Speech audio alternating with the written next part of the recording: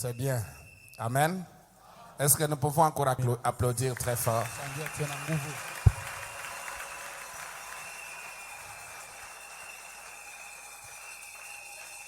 Ok, vous pouvez vous asseoir.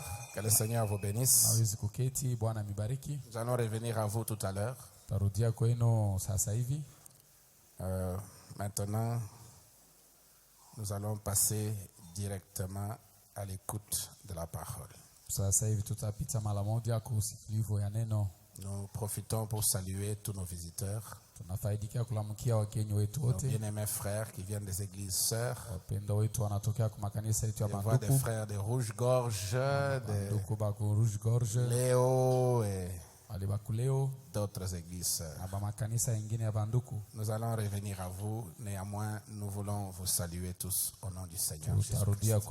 Est-ce que nous pouvons acclamer le Seigneur pour la présence de nos frères?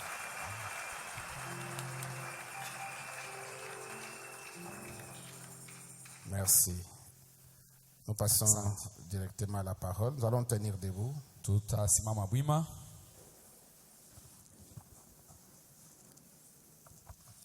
Nous ouvrons nos Bibles dans 2 Pierre, chapitre 1er.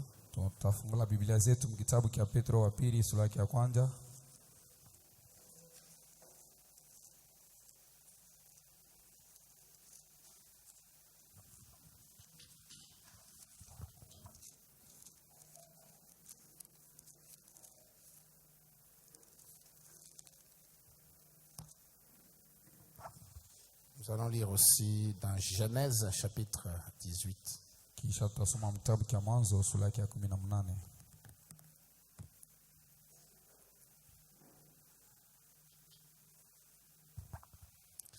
Alors nous commençons avec 2 Pierre. Chapitre 1er. À partir du verset 15.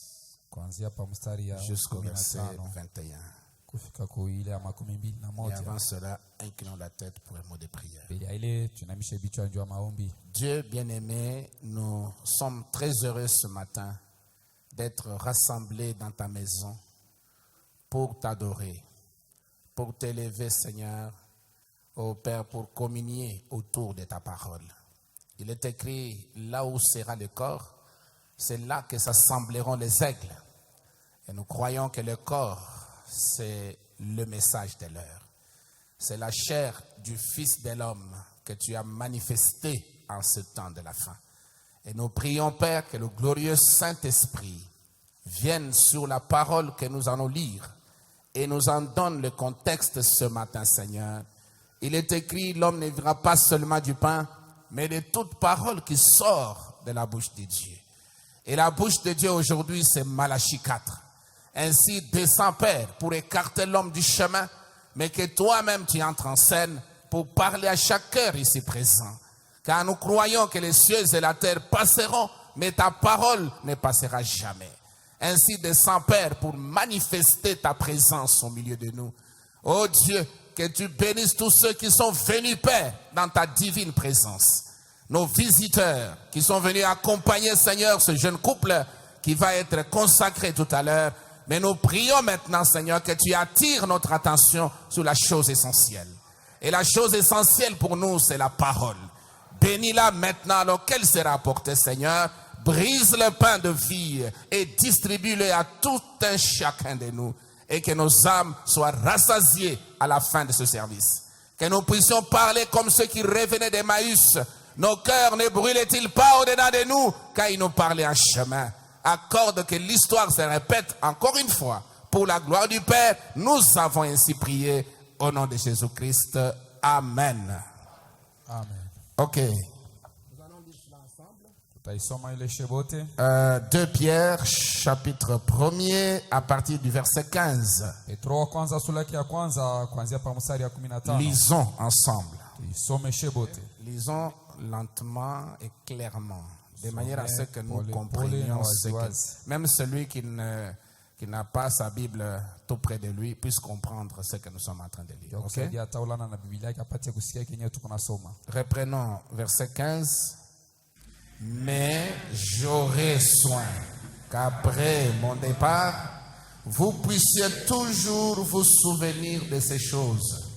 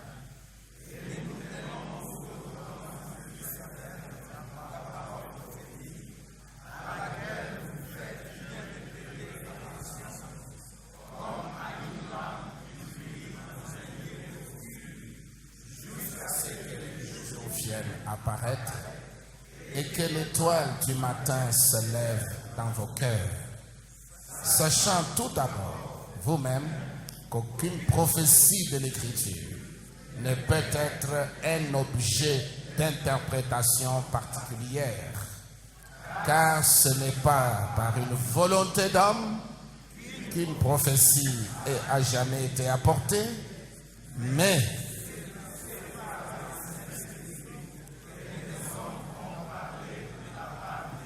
Amen. C'est poussé par le Saint-Esprit que les hommes ont parlé de la part de Dieu. Aucune prophétie de l'Écriture ne peut être l'objet d'aucune interprétation particulière. Genèse chapitre 18. Du premier verset au verset 19, nous lisons cela ensemble. L'Éternel lui apparut parmi les chênes de Mamré, comme il était assis à l'entrée de sa tente pendant la chaleur du jour. Il leva les yeux et regarda, et voici 3 hommes étaient debout près de lui. Quand il les vit, il courut au-devant d'eux depuis l'entrée de sa tente et se prosterna en terre.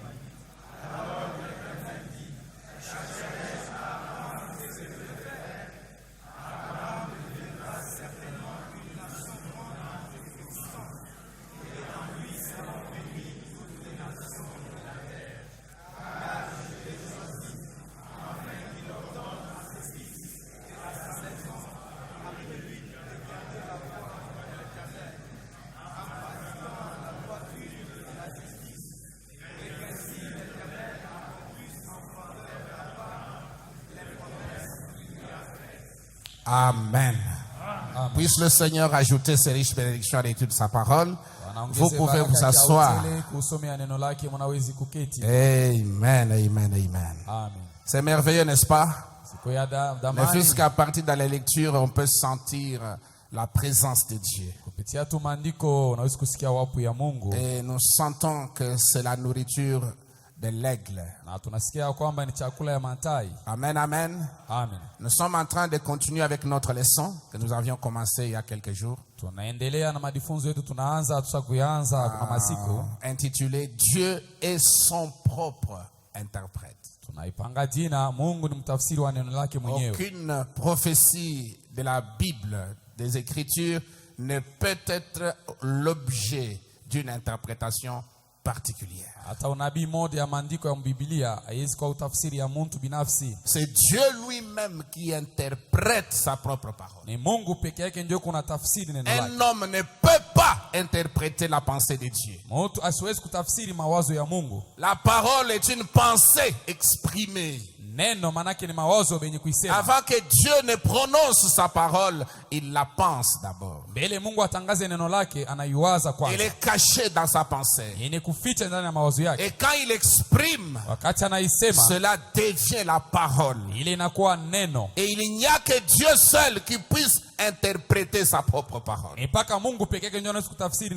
Amen.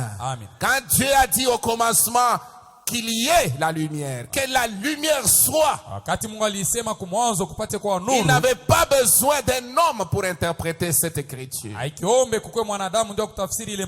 Mais quand la lumière fut, quand les gens ont vu la lumière, voilà l'interprétation de cette écriture.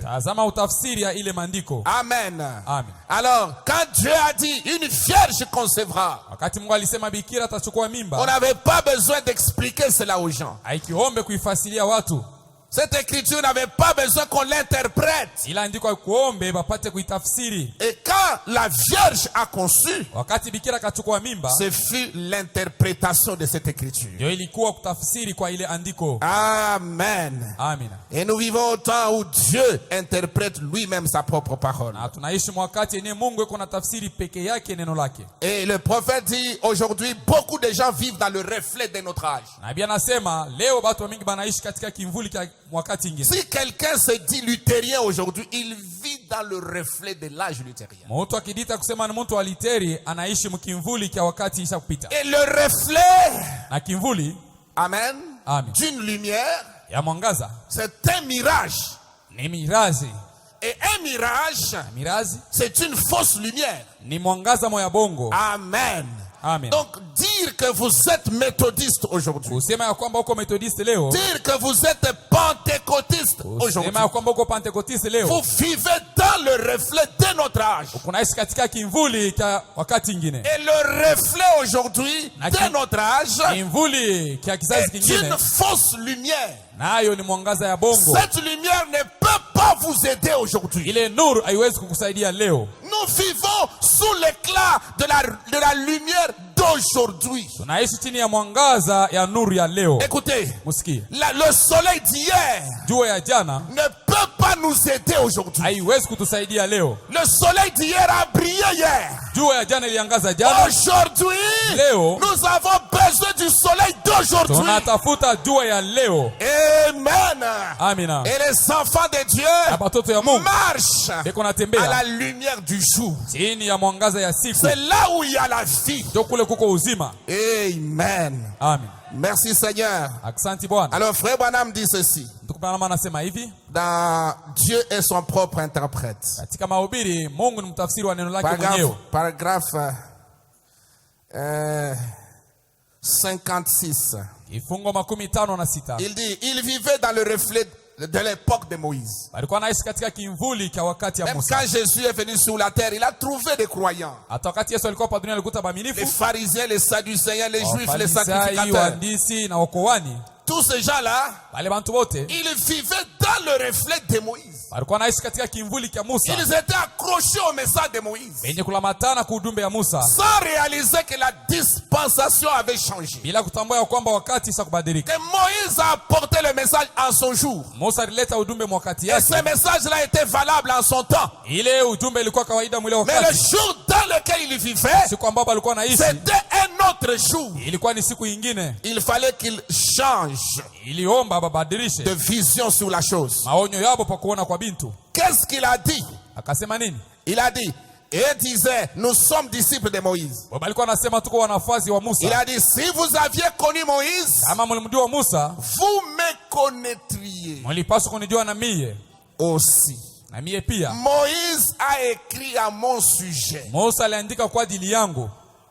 Amen. Amen. Si en ce temps-là, il y avait des vrais disciples de Moïse Kama ile wakati kulikuwa wanafunzi wa kweli wa Musa, qui étaient sur la terre, wenye balikuwa pa dunia, qui avaient bien reçu le message de Moïse, wenye balipokea uzuri ujumbe wa Musa, ils croiraient en Jésus-Christ. baliweza kumwamini Yesu Ils Kristo. reconnaîtraient que Moïse avait parlé de Christ. Balipaswa kujua kusema Musa alisema njoo Yesu Kristo. Amen. Amen. Si vous aviez connu Luther, Kama mlimjua Luteri, vous connaîtrez aussi cet âge-ci. mlipaswa kutambua mzuri hiki kizazi hiki. Si vous aviez connu Wesley Kama mlimjua ou l'âge Wesley, méthodiste, wala kizazi kia vous Waspinga, connaîtriez aussi cet âge-ci. mlipaswa kujua tena hiki kizazi. Parce que Christ a écrit au sujet de cet âge-ci. Ndio Kristo anaandika kwa ajili ya hiki kizazi. Les paroles qui sont en train de s'accomplir, Misemo yenyewe kuenda na kutimilika, c'est ce qui doit s'accomplir dans cet âge-ci. ndio kile kitatimilika mwi kizazi hiki. Personne n'a besoin Hakuna mtu anatafuta d'interpréter cela. utafsiri ile. Est-ce que l'église peut dire amen? Eti kanisa inaweza kusema amina? Dieu Mungu fait l'interprétation par lui-même. anatafsiri ye mwenyewe. Amen. Amen. Dieu l'interprète lui-même. Mungu eko na itafsiri peke yake. Parce qu'il est le seul qui peut interpréter cela. Ni ndio eko peke yake anaweza Les kutafsiri. promesses de Dieu sont toujours la confirmation Malako ya Mungu kila wakati iko de ce hakikisho. qu'il a dit. Ya kuhakikisha bila Et c'est alisema. ça l'interprétation. Na ndio ile utafsiri. Les promesses de Dieu Malako ya Mungu sont toujours kila wakati iko la confirmation hakikisho de ce qu'il a dit. ya kimbia alisema. Et c'est cela Na ndio ile l'interprétation. utafsiri. C'est cela l'interprétation de la chose. Ndio ile utafsiri ya kintu. Amen. Amen. Or Jésus, Japokuwa Yesu pour gagner du temps, ndio hakutokuponda muda. Jésus a dit dans Jean chapitre 14 verset 12, Yesu akasema kitabu cha Yohana sura yake ya 14 mstari wa 12. celui qui croit en moi Mwenye anayamini fera lui aussi les œuvres que je fais. na yatafanya pia matendo mimi nafanya. Est-ce qu'il a dit? Eti anasema vile? Est-ce que la Bible le dit? Biblia inasema Est-ce vile? que Christ l'a dit? Eti Kristo alisema vile? Certainement. Hakika C'est exact. ni sawa tu. Ça n'a pas besoin d'être interprété. Aiombe kuitafsiri. Amen. Amen.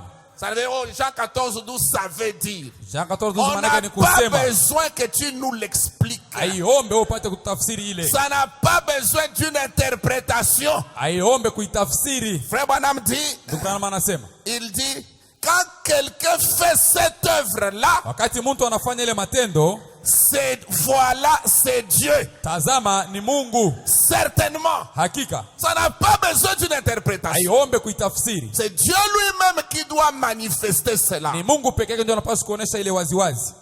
Il a aussi dit, Alisema tena là, pale ce qui arriva du temps de Lot, kile kilifika wakati ya Loti, je pense que c'est là que nous sommes arrêtés. awazia ndio kule tulisimamia Le vendredi passé, n'est-ce pas? kazi tano ya Et kumkonga. nous allons partir de là pour avancer. Tutaanzia pale ndio kusonga mbele. Ce qui arriva du temps de Lot Ile ilifika wakati ya Loti, arrivera de même à l'avènement du Fils de l'homme. itafika vile vile kwa wakati ya kuja kwa mwana wa mtu. Qu'est-ce qu'il y avait du temps de Lot? Nini ilikuwa kwa wakati ya Loti? Voilà la question. Tazama ulizo. Et frère Madame répond. Ile ni kwa maana Biblia. Retournons-y pendant un instant Turudieni Pour kule voir- kwa dakika fulani. pour voir ce qu'il faisait. Ndio kuona kile walikuwa wanafanya. Il y avait 3 catégories de gens Kulikuwa aina tatu ya watu du temps de Lot. wakati ya Loti. Les croyants, Waaminifu, amen. amen. Le soi-disant croyant Waaminifu baki pande et l'incroyant. na wakutokuamini.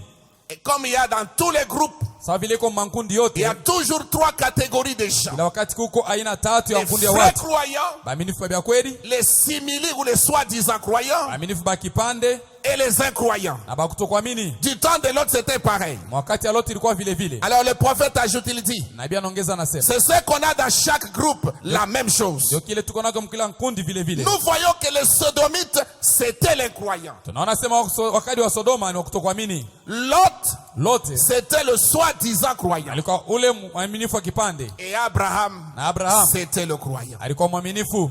Amen. Amen. Le vrai croyant en ce temps-là était représenté par Abraham. Mwaminifu wa kweli mwile wakati Ibrahim ndio alikuwa mwenye kubasimamia. Les simili croyants Mamilifu étaient wa kipande représentés par Lot, balikuwa ni mfano wa Lote, le groupe de Lot. kundi ya Loti.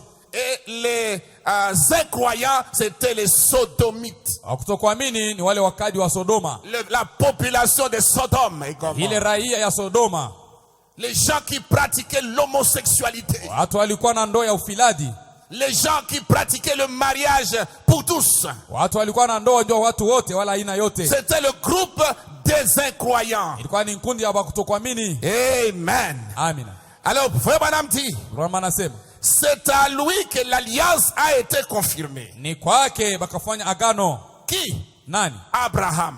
Abraham. Dieu a confirmé son alliance à Abraham. Mungu akakisha agano yake kwa Abraham. Quand vous lisez dans Genèse chapitre 17, Mkisoma Mwanzo 17, vous allez voir que l'Éternel Elohim était apparu à Abraham mtaona anasema ile mali muonekania Abraham sous le nom de Dieu Tout-Puissant, kwa jina ya Mungu wa uwezo wote, El Shaddai, El Shaddai, le Dieu qui a des seins. Mungu mwenye kuwa na maziwa.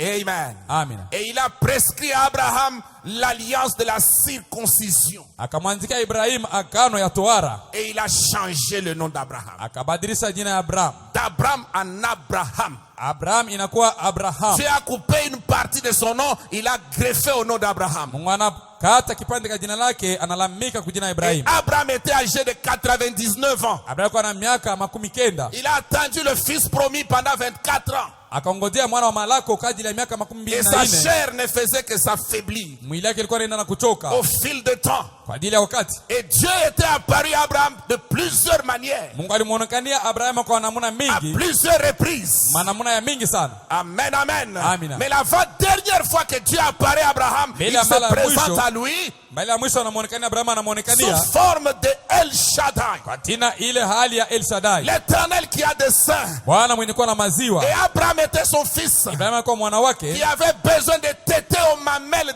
de l'Éternel, alikuwa anahitaji kunyonya kwa maziwa ya de milele, sucer la vie. kunyonya sasa Et uzima. la vie qu'Abraham a sucé, Uzima yenye Abraham alinyonya il puisait cela alikuwa anaibeba de l'Ancien et du Nouveau Testament. kutoka kano la kale na kano Il jipya. prenait les promesses de Dieu, Alikuwa anabeba malako ya il Mungu, mangeait cela, anaikula et cela lui a redonné la vie. na ile ikampatia tena uzima, Cela lui a redonné la force ikampatia nguvu pour qu'il puisse tenir. juu apate kusimama imara. Mais la dernière fois qu'Elohim apparaît à Abraham, Mara ya mwisho Elohim anamuonekania là Ibrahim, c'était dans Genèse 18. pale ilikuwa ni Mwanzo 18. Là c'était Dieu avec 2 anges. Pale ni Mungu pamoja na malaika C'est bawili. le texte que nous venons de lire. Ndio andiko tunatokea kusoma. Abraham était assis sous les chaînes de Mamré. Abraham mwenye kale chini ya mielo ya Il a mamure, vu venir 3 hommes. akaona batu watatu Et il a wanakuja, couru auprès de ces 3 personnes. akakimbia kwenda kukutana na bale batu, Il s'est prosterné la tête contre la terre. akainama kupika kichwa chini ya Et il a blongo, reconnu que parmi les 3 personnes, akatambua ya kwamba katikati ya bantu batatu, l'une de ces personnes, mmoja wa bantu c'était Dieu lui-même. alikuwa ni Mungu peke yake, C'était Elohim lui-même. alikuwa ni Elohim peke Dans une yake chair humaine. ndani ya mwili ya Et il mwanadamu. a appelé mon Seigneur. Akamwita Bwana wangu Amen. Amina. Et il l'a adoré. na akamwabudu. Amen. Amina. Pourquoi?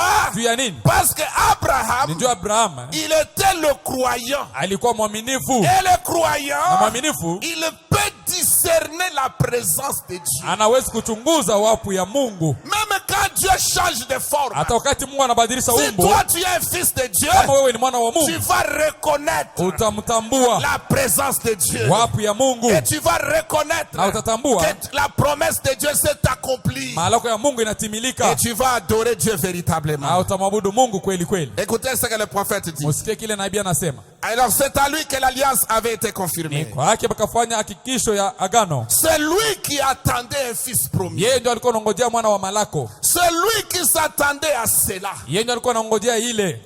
Amen. Amen. Je ne me dis pas amen à moi. Shidiseme amina mimi peke yangu. Amen, ça veut dire qu'il en soit ainsi. Amina ni kusema ipate kwa vile. Et c'est vrai. Na ni kweli. Abraham n'était pas dans Sodome. Abraham asikuwa ndani ya Sodoma. Frère, retenez tous ces petits détails. Ndugu mubambe bintu kimoya kimoya hivi. Vous allez voir que Abraham, Mtaona kwamba Abraham quand il a reconnu Elohim, wakati alimtambua Elohim, il n'était pas à Sodome. asikukuwe mule ndani ya Sodoma. Il était en dehors de Sodome. Alikuwa nje ya Sodoma. Il était dans le désert, Alikuwa katika jangwa sous les chaînes de Mamré. chini ya mielo ya Mamure. Il passait des moments difficiles. Alikuwa anapitisha manyakati ya nguvu. Amen. Amen. Mais il était là par obéissance à la parole. Alikuwa pale kupitia utiifu kuneno. Abraham s'était séparé du monde. Abraham alikuwa mwenye kuachana na dunia. Mais l'autre Lakini Loti s'était mêlé au monde. yalijichanganisha na dunia. Il a abandonné son oncle Abraham Akaacha mjomba yake Ibrahim. et il est allé se mélanger avec les gens de Sodome. Kaenda kujichanga na bantu bale bakaji ba Bien Sodoma. qu'il était un homme juste, Hata vile alikuwa mtu wa haki. bien qu'il avait la notion de la parole, de Hata la vile alikuwa justice mwenye de Dieu, kujua sasa haki na neno la Mungu. mais il était là, Lakini alikuwa pale faisant des compromis. anafanya masikilizano. Les gens de Sodome commettaient des fautes. Watu wa Sodoma walikuwa wanafanya makosa. Ils faisaient des choses horribles. Walikuwa wanafanya bintu ya kongopesha. Mais l'autre n'avait pas le courage Lakini Lot asikuwa na udani de réprimander le péché. ya kukemea Il dhambi. vivait dans des compromis. Alikuwa anaishi katika Voilà masikilizano. la position des simili-croyants. Tazama msimamo ya mwaminifu wa Même kipande. aujourd'hui, Hata leo il y a des gens dans les églises kwa nasema kwa watu makanisa qui voient des mauvaises choses se commettre. banaona bintu baya binafanyika, Même des prédicateurs à la chair. hata bahubiri kumimbani, Mais ils n'ont pas le courage lakini bana na nguvu de se tenir debout ya kusimama et wima de réprimander na cela. kukemea C'est ile. le même esprit que Ni l'autre. roho moja moja pamoja na Loti. Amen. Amina. L'histoire se répète. Hadisi na pituluka. Abraham était en dehors. Abraham alikuwa nje, Il était là-bas en dehors de Sodome. alikuwa kule nje ya Sodoma. Maintenant, Sasa Frère hivi Branham dit, il est un type de l'église spirituelle d'aujourd'hui. wanasema yeye ni mfano ya kanisa ya kiroho ya leo. Ça dit que l'église spirituelle Ni d'aujourd'hui kusema kanisa ya kiroho ya leo n'est pas à Sodome, haina ndani ya Sodoma, n'est pas mélangée aux gens de ce monde. haina yenye kuchangana na bantu ba mwi dunia. C'est une église appelée hors d'eux, Ni kanisa banaita ipate kutoka ndani ya séparée. yenye kutenganisha, Ils se tiennent en dehors de Sodome. inasimama nje ya Sodoma. Vous savez que le monde aujourd'hui représente Sodome. Mnajua dunia leo ni mfano ya Sodoma. Les États-Unis, Maitazini, l'Europe, l'Afrique, partout. Ulaya, Afrika, fasi yote L'homosexualité est en train d'être légiférée. ufiladi bekwenda na kuikubali fasi yote. On est en train de mettre cela sous forme de loi dans les pays. Banaenda kuitia sawa matorati ndani ya On nchi. reconnaît le péché de la sodomie. Maana tambua sasa hii dhambi ya Sodoma. Même au niveau du gouvernement. Hata yule ya serikali. Oh, quelle image! Picha gani? Nous sommes en train de tomber plus bas. Tukunaenda na kuanguka chini Des sana. choses qu'on ne pouvait pas supporter il y a quelques Binti bila années. tuwezi kuvumilia kuna Aujourd'hui, miaka. on commence à en parler comme si de rien n'était. Leo tunaanza kubisema saa kuna mambo. L'esprit de Sodome Roho ya Sodoma est en train de se répandre partout. inaenda na kumzambalala fasi Le yote. tableau doit être le même. Kibao kinapaswa kuwa kimoya moya. Mais pendant ce temps, Ndio kile wakati dans le domaine spirituel, katika hatua ya Dieu kiroho est en train d'accomplir une œuvre. Mungu yuko anatimiza kazi Il fulani. y a 3 messagers, Huko wajumbe watatu, 3 personnalités importantes qui ont visité la terre. watu watatu wa maana wanatembelea dunia. Amen. Amina. Comme à ce temps-là, Sawa ile wakati Dieu avec 2 anges. Mungu pamoja na malaika bawili. Aujourd'hui, Leo Elohim avec 2 anges pamoja na malaika ont bawili visité la terre. wanatembelea dunia. Croyez-vous cela? Unaiamini vile? Amen. Amina. Et les 2 anges Na malaika bawili sont allés à Sodome. banaenda kule Sodoma.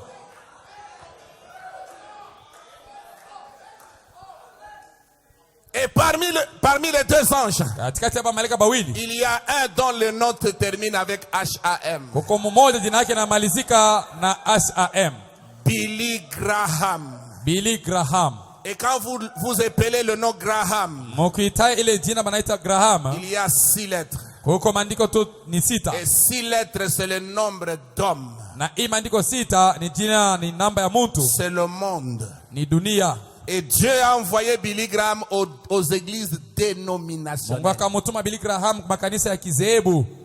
Il est au milieu des politiciens. Iko katikati ya wafanya siasa, Il est au milieu des grands hommes de ce monde. katikati ya watu wakubwa wa hii dunia. Il leur apporte l'évangile. Anabaletea injili.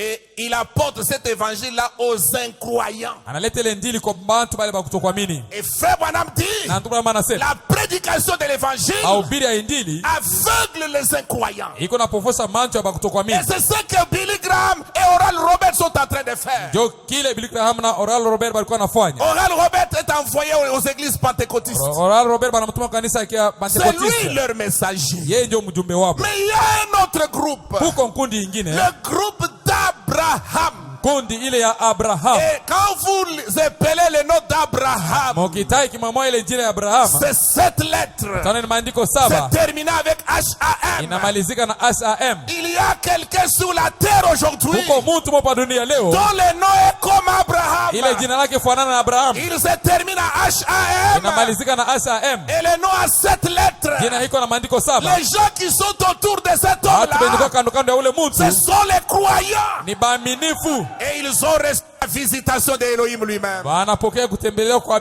Elohim peke Dieu yake. dans la chair humaine. Mungu ndani ya mwili ya mwanadamu.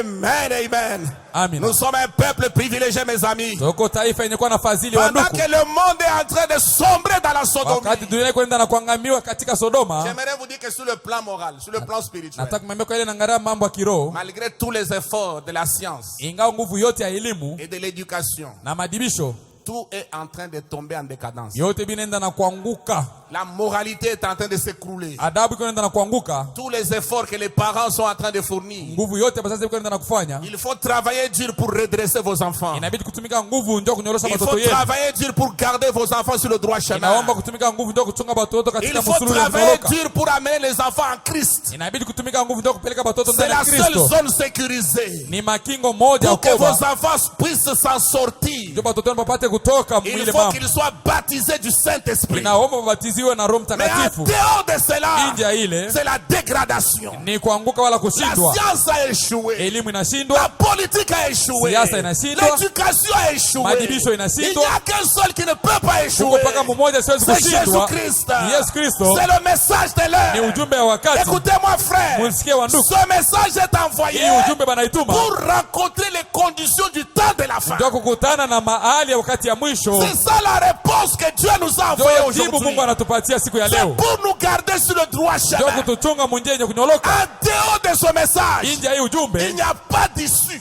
hakuna tena njia ya En kutokea. dehors de ce message, Nje ya hii ujumbe il n'y a pas moyen de s'en sortir. hakuna namna ya kutokea huko tena. C'est pourquoi le message Ndio kwa maana ujumbe combat la télévision. inakombanisha television, Il combat l'internet. inakombanisha internet, Il combat toutes ces choses inakomba vitu pour vyote garder nos enfants sur le droit ndio chemin. kuchunga watoto wetu munjia ya kunyoloka. Amen, amen. Amina. Croyez-vous cela? Eti mnaamini vile? Si vous êtes un parent, vous laissez la télévision à la portée de vos enfants. Kama uko mzazi unaachia watoto television kwa mikono yabo, Ils regardent n'importe quoi. atangalia nini yoyote, Vous vous dites non, je leur donne des dessins animés. nasema hapana, nabatilia ni dessin anime. Vous savez que même les dessins animés sont corrompus. Unajua sasa kama dessin anime ni yenye kuharibika. Croyez-vous cela? Eti mnaamini Même vile? les dessins animés, Hata hii madessin anime hii c'est corrompu. ishakuwa yenye kuharibika. Même les dessins animés sur Tom and Jerry, si vous suivez ça en détail, Mkifuate ile Tom and Jerry, mkifuate kimoya c'est kimoya, de la corruption ni uharibifu tu. exposée devant les enfants. Maana weka waziwazi mbele ya watoto. C'est de la souillure. Ni buchafu. Nous devons garder nos enfants dans la présence de Dieu. Tunapaswa kuchunga watoto wetu katika wapu ya Mungu. 3 groupes Kundi ya watu 3 sur la terre aujourd'hui. pa dunia leo. Sodomites, Wakaji wa Sodoma, les incroyants. bakutokuamini. Lot, Lot avec son groupe pamoja na kundi de yake, simili croyants. baaminifu ba kipande. Qui est simili croyant? Mwaminifu wa kipande ni nani? C'est un homme qui regrette Ni mtu yule kuna huzunika à cause de mauvaises choses qui se commettent kwa ajili ya bintu bibaya binafanyika dans la ville. maisha, Mais il n'a pas le courage lakini ana na hodari de se tenir debout ya kusimama bwima et de réprimander la chose. na kukemea kile kintu. Combien de gens se trouvent dans ces cas-là? Bantu ngapi banajikuta muile mambo Aujourd'hui, leo? le stade de football est entré dans nos salons. Ile masaji ya kabumbu inaingia manyumba yetu msalon. Il y a des frères qui regardent les matchs. Uko banduku beko naangalia kabumbu. Est-ce que c'est faux? eti ni bya bongo. Pas seulement les frères, même des pasteurs. Haina paka banduku hata ba pastori. Nous sommes tombés plus bas. Tunaanguka chini C'est sana. l'esprit de Lot qui tombe sur les Ni prédicateurs. royal Lot inaanguka yule wa bahubiri. Mais Abraham, Lakini Abraham, le type du croyant, mfano ya mwaminifu, il était en dehors de Sodome. alikuwa nje ya Sodoma. Katika jangwa. Amen. Amen. Il avait même de la peine pour trouver de la nourriture pour ses vaches. Atanjua kupata chakula juu ya ng'ombe yake alikuwa na magumu. Sarah n'était pas associée à la société des femmes asikuwa mwenye d'affaires kushiriki qui était à katika Sodome. ushirika ya banamuke bafanya biashara barikuwa mule Mais Sodoma. c'était le modèle des femmes. Alikuwa ni mfano ya Elle banamuke. appelait son mari Seigneur. Alikuwa anaita bwana wake Mon bwana. Seigneur. Mume wake anamuita Elle bwana était wangu. soumise Alikuwa mtiifu à son mari. kwa bwana yake. Et la Bible dit que Sarah c'était la plus belle, une des plus belles femmes de Biblia l'époque. inasema Sara alikuwa mmoja wa mwanamke mrembo mwa Elle ile était wakati. très belle. Alikuwa mrembo Mais kabisa. malgré sa beauté, Ingawa uzuri wake, elle obéissait à son mari. alikuwa anamtii mume wake. Donc la véritable beauté Ukweli ya d'une femme, uzuri wa kweli wa c'est mwanamke son caractère. ni tabia yake. Ce n'est pas l'apparence extérieure. Haina kuonekana kwa nje. C'est la vérité, non? Ni kweli. Dieu regarde au cœur. Mungu yuko anaangalia ndani ya moyo. Il ne regarde pas au visage. Asiangalie pansula. Il ne regarde pas l'apparence. Asiangalie vile unaonekana nje. Même toi, en faisant ton choix, Hata wewe kwa kuchakula kwako, n'insiste pas trop sur la beauté extérieure. ushikazie sana pa buzuri bwa Il nje. est vrai que tu dois choisir une femme que tu aimes, Ni une jolie mzuri. femme. Unapaswa kuchakula mwanamke mzuri ule Elle unapenda. peut aussi être belle de visage. Anaweza kuwa mzuri Mais kuuso, ce qui est plus important, lakini ya maana kabisa c'est le caractère. ni tabia. Une femme qui peut rester à genoux pendant que le mari est au travail. Mwanamke mwenyewe anaweza kubaki kwa magoti wakati bwana yuko kukazi. Une femme qui soutient la vision de son mari. Bibi yule uko nashika onyo ya bwana yake. Pas une femme qui reste clouée à la télévision pendant que le mari est au travail. Haina bibi yule anabaki mwenye kulamatana na televizio wakati bwana yuko kukazi. C'est le caractère. Ni tabia ndio inahesabiwa. La mondanité, Kidunia c'est le plus grand péché de l'époque ni dhambi dans kubwa laquelle nous vivons. ya hii wakati yenyewe tuko naishi. Beaucoup de chrétiens aujourd'hui sont mondains. Bakristo ba mingi leo beko ba kidunia. C'est fort, hein? Iko ya nguvu, Mais c'est la vérité. lakini ni ukweli. Dans nos maisons, il y a des maisons, vous entrez, vous n'avez même pas la force de prier. Mkoma nyumba ile unaingia hauna hata na nguvu ya kuomba, Il n'y a même pas l'onction pour la. hamuna hata upako wala mafuta, ndio maombi. Je suis en train de faire les visites dans les maisons, non? Niko natembelea watu manyumba yao. J'ai visité quelques maisons cette semaine. Nilitembelea manyumba Il y a chache des mwezi maisons, quand juma. vous entrez comme ça, Uko manyumba ngine unaingia hivi, vous n'avez même pas envie de prier. hauna hata na tamaa ya kuomba. Et quand vous vous mettez à prier, vous devez chercher les mots. Ukianza kuomba inabidi utafute misemo vya kusema. C'est une maison hantée par la mondanité. Ni nyumba yenye kujazwa na kidunia. Et c'est ce qui fait que les croyants viennent à l'église, Ndio kile nafanya hata waaminifu wanakuwa mkanisa. amenant l'onction qui est dans leur maison. Banaleta upako yenye kwa manyumba yao mkanisa. Ils sont incapables de se connecter à la prédication. Abana wezaidi ya kujichomeka kwa mahubiri.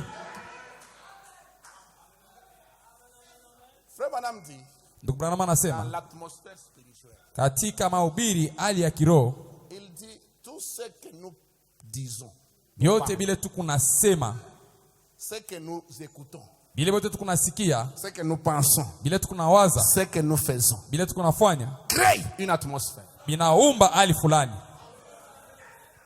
Un chrétien, c'est un créateur Mkristo manake ni muumbaji d'une atmosphère. wa kuumba hali fulani. Et c'est une atmosphère dans laquelle tu vis. Ni hali ambao mwenyewe kunaishi. Il y a des maisons, nous sommes entrés pour prier, on a dû ordonner qu'on éteigne d'abord l'écran. Huko manyumba ngine Malgré ma tuliingia, présence, l'écran était toujours allumé. hata vile niliingia amo, niliomba paka bajime television, hata vile nikuya amo, ilikuwa paka yenye kuwasha. Vous n'êtes pas croyant du message. Wewe hauna mwaminifu wa hii ujumbe. Une maison où il y a la télévision, vous ne croyez pas frère Branham. Munyumba mule mko television, amumwamini ndugu Branham. Qui peut dire amen à ça? Nani anaweza kusema amina kwa hii? Frère Branham dit, si j'en avais dans ma maison, Wao wanasema kama nilikuwa na television munyumba je yangu, ferais quoi? tafanya nini? J'utiliserais mon arme, Tabeba chasse, bunduki yangu ma ili ya kurubata carabine pour watu. la faire sauter. Ndumba yangu ndio Ce kuirukisha. n'est pas la télévision, Haina television, c'est l'enfer vision.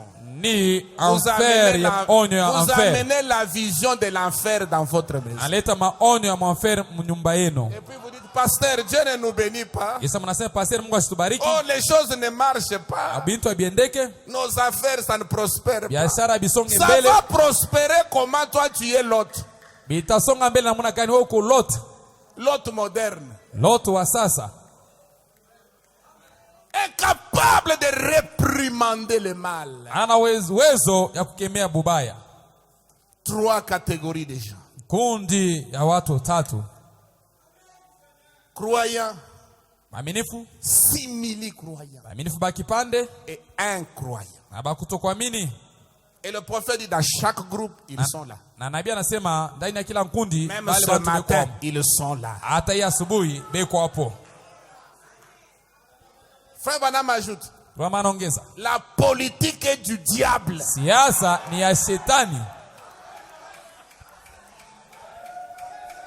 Mais nous avons des frères politiciens. Na tuko na banduko bafanya siasa. Ils ont l'onction de la politique. Beko na upako ya kufanya Surtout siasa. pendant cette période. Zaidi mwi wakati Ils ont toujours la radio comme ça. beko upaka na radio hivi Qu'est-ce que vous cherchez? uko natafuta nini? Vous avez lu combien de brochures? Vous avez écouté combien de bandes? Ulisoma mavitabu ya nabii ngapi? Ulisikia mautepe ngapi? Amen. Amina. Amen. Amen. On a vu des frères porter des soutanes blanches. Tuliona banduku beko na vala ima mizabi meupe. On ne savait pas qu'on avait des frères politiciens au milieu de Tukasema tuko na katikati yetu banduku bafanya siasa. qui appartenaient au parti politique. Balikuwa ba chama moja ya kisiasa. Tu peux te réjouir peut-être s'il y a un événement. Hawezi kufurahi kama jambo moja ya furahi jusqu'à nafanyika. porter même une robe. Unafika mkuvala hata ile muzabi mweupe. C'est une identification. Ni kitambulisho tu. C'est un signe d'identification. Ni alama ya kitambulisho. Mais est-ce que quand on prêche la parole, tu t'identifies? Wakati bana ubiri neno uko na kitambulisha kule.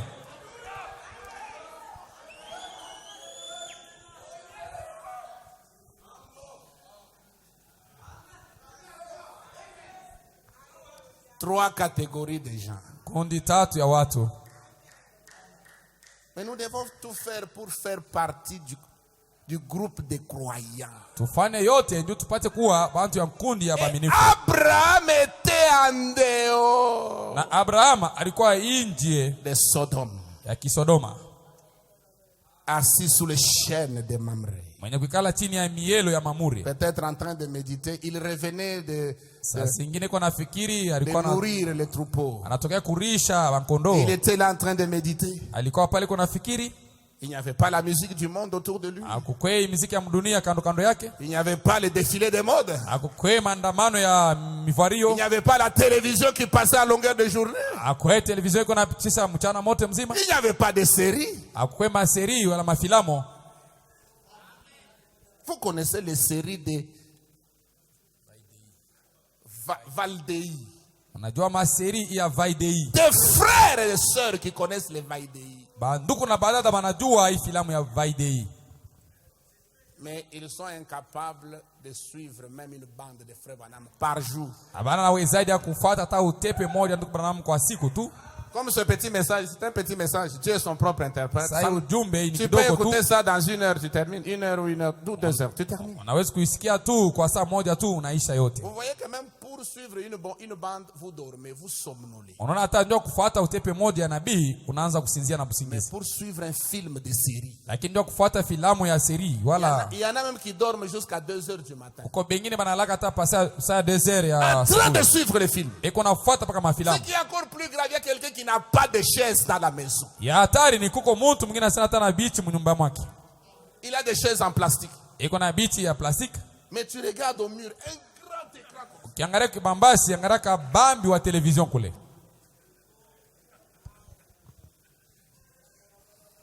Amen. Amen. Que Dieu nous aide. Hein? Mungu atusaidie. Nous pensons croire le message, mais nous ne croyons pas tellement le message. Na wazia sema tuko naamini Nous ujumbe lakini devons nous hatuamini examiner, yote. mes frères. Tulichunguze banduko. Vous trouvez un frère sur Facebook. Utakuta ndugu iko pa Facebook. Chaque jour ici, il ne fait que poster des photos. Kila siku iko natupa paka mapicha. Il achète une nouvelle chemise. Anauza sheti mpya, analikamata, anatuma. C'est pas possible. haiwezekani. Ça, ce n'est pas la vie d'un chrétien. Haina maisha ya Mkristo. Un chrétien a une vie cachée en Christ. Mkristo yuko na maisha yenye kuficha ndani ya Kristo. Une vie cachée. Maisha ya uficho. Il n'a pas le temps de s'exposer. Ana wakati ya kujitoa waziwazi. Dès que la femme est au monde, un bébé craint. Ama bibi yake anazala mtoto mchanga, anakamata picha anatuma. Il achète une nouvelle chaise dans la maison. Anauza kiti kia sasa mnyumba, anakamata picha anatuma. Il déménage de 2 pièces à 1 pièce. Anahama anatoka matumba mawili anaingia mtatu, anakamata picha anatuma. À 1 pièce avec rideau. Chumba moja kisha iko na rideau. Yenye kukata na rideau.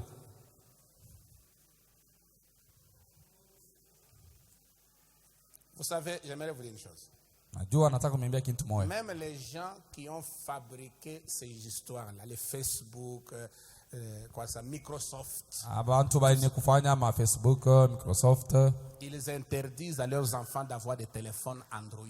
Banakataza watoto wao watu kuwa na masimu ya Android wala ya bilole. Ils interdisent à leurs enfants d'utiliser les tablettes. Trouver que ça diminue l'intelligence des enfants. Tubali difunza banavumbula ya kwamba inapunguza akili ya watoto.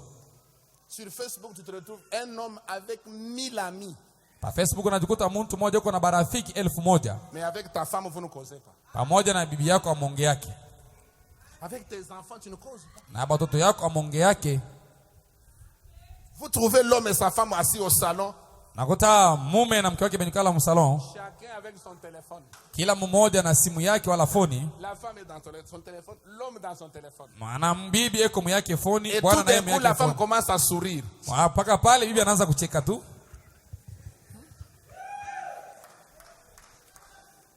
La femme sourit devant un petit téléphone, Bibi yako anadichekea tu mbele ya telefoni kadogo. Et la communion dans le foyer. Ushiriki ndani ya nyumba ni yenye kuvundika.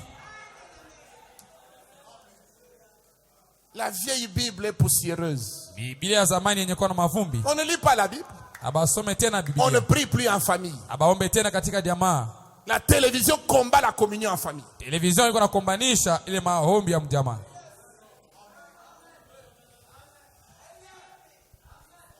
Je ne sais pas pourquoi l'esprit me conduit à parler de ça. Mais je crois que ça va aider quelqu'un quelque part. Nous sommes dans un temps dangereux, mes frères. Regardez même dans l'esprit des croyants aujourd'hui. Qui croit que l'enlèvement peut avoir lieu aujourd'hui? Qui croit ça?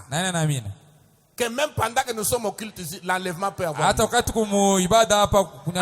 la fin de ce service, avant la consécration du mariage, nous pouvons être enlevés. Très peu de gens. On a oublié l'essentiel. Nous sommes dans des projets à 10 ans, 20 ans, 30 ans.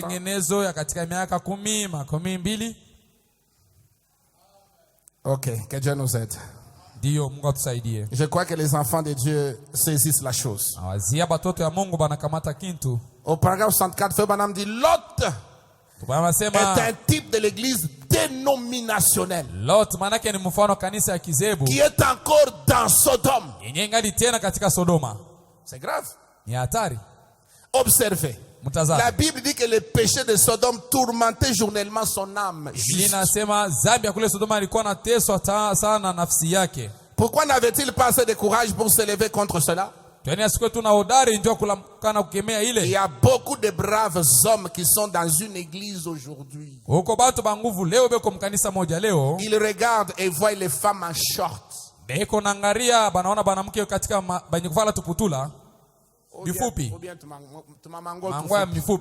Des shorts. Et des hommes qui font ces choses. Leurs membres qui vont jouer au golf le dimanche. Il y en a même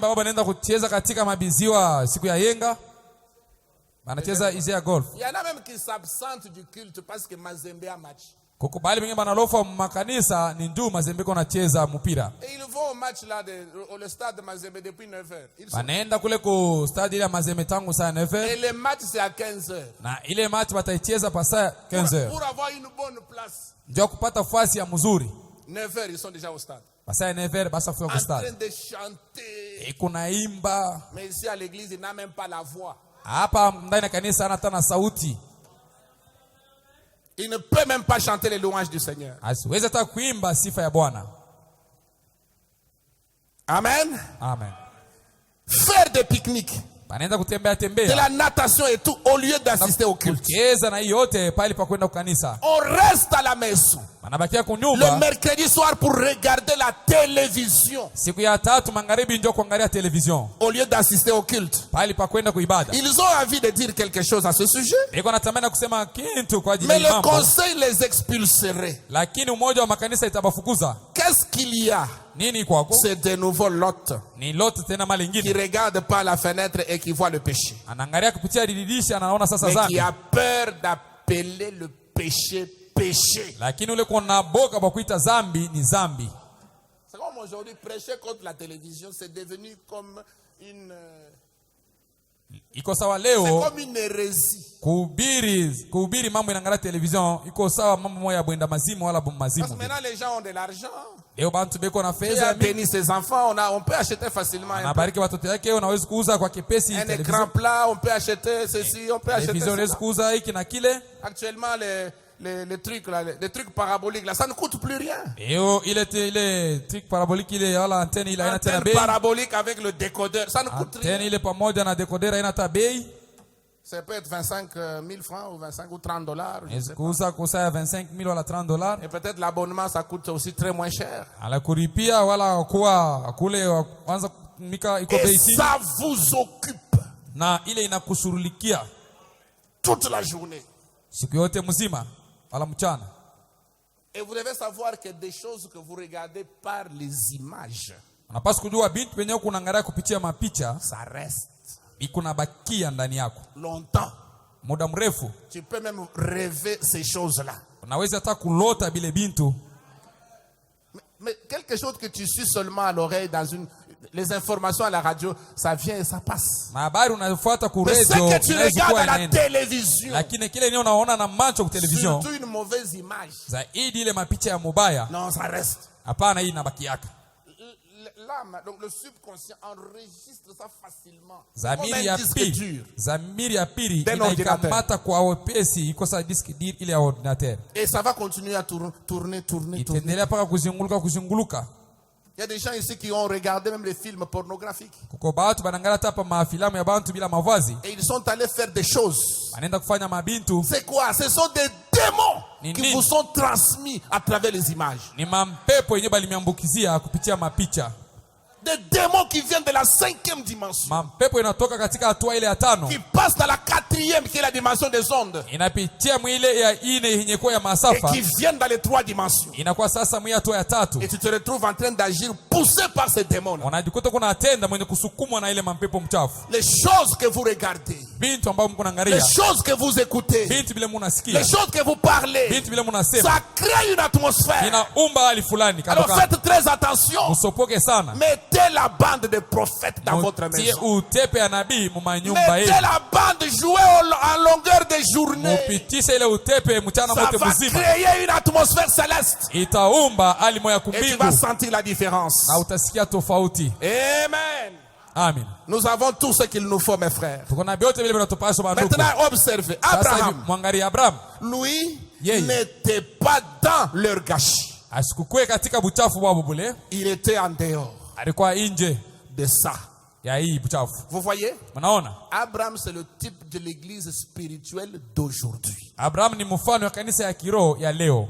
Et l'église spirituelle d'aujourd'hui Kanisa ya kiroho ya leo n'est pas dans le gâchis. haina ndani ya buchafu. Pour être cette église-là, il faut être séparé. Njoo upate kwa ile kanisa inabidi kwa mwenye kutengana.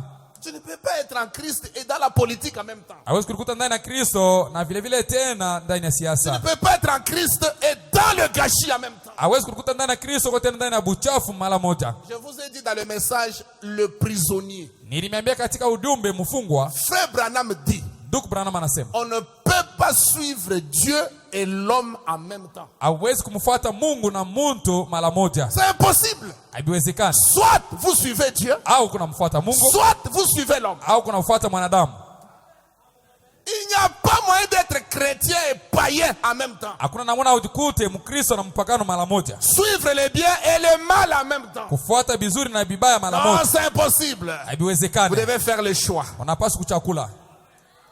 Maintenant, Abraham avait fait son choix. Hapa Abraham alichakula kwake. Il est resté dans le désert. Akabakia jangwani. Chaîne de Mamré. Mihel ya Mamure. En dehors de Sodome. Nje ya Sodoma. Amen. Amen. Il était le type de l'église spirituelle. Alikuwa mfano wa kanisa ya kiroho. Maintenant, regardez. Sasa hivi mwangalie. Bien ce qui est arrivé. Ile mzuri ile ilifika. Juste au temps de la fin. Wakati tu ya mwisho. Juste avant que le feu tombe. Mbele ya moto ipate kuanguka. Donc même du temps d'Abraham, il y a eu le temps de la fin. Ni kusema hata wakati ya Abraham kulikuwa wakati ya mwisho. Est-ce que vous savez que le monde ici a connu plusieurs temps de la fin? Unajua sema hii dunia ilijua wakati ya mwisho ya mingi? Qui croit ça? Nani anaamini Il y a eu le temps de la fin du temps de Noé. Kwa wakati ya mwisho wakati ya Noa. Il y a eu le temps de la fin du temps de Lot. Wakati ya mwisho wakati ya Loti. Il y a eu aussi le temps de la fin. Kulikuwa tena wakati ya mwisho. Amen. Amen. Du temps de Titus. Ya wakati ya Titus. Il y a eu des événements comme ça au cours de l'histoire. Huko majambo ya vili kadili ya hadisi. Et nous aussi. Na sie pia. Nous sommes au temps de la fin. Tuko wakati ya mwisho. Il y a un système qui va arriver à sa fin. Huko matengenezo hii itafika mwisho yake. Le feu doit tomber sur la terre. Moto itaanguka pa dunia. Dieu doit brûler les pécheurs. Mungu atachoma mtenda zake. Le Dieu doit consumer les sodomites. Mungu atachoma wakati wa Sodoma. Mais avant de brûler le monde, mbele ya kuchoma dunia, Dieu s'occupe des croyants. Mungu anashughulikia mwaminifu. Amen. C'est pour cela qu'il a envoyé ce message. Ndio maana akatuma ujumbe. Alors il dit, anasema, juste au temps de la fin, mpaka wakati ya mwisho, juste avant que le feu ne tombe, mbele ya moto upate kuanguka, et c'était des gens des nations. Ilikuwa ni watu wa mataifa.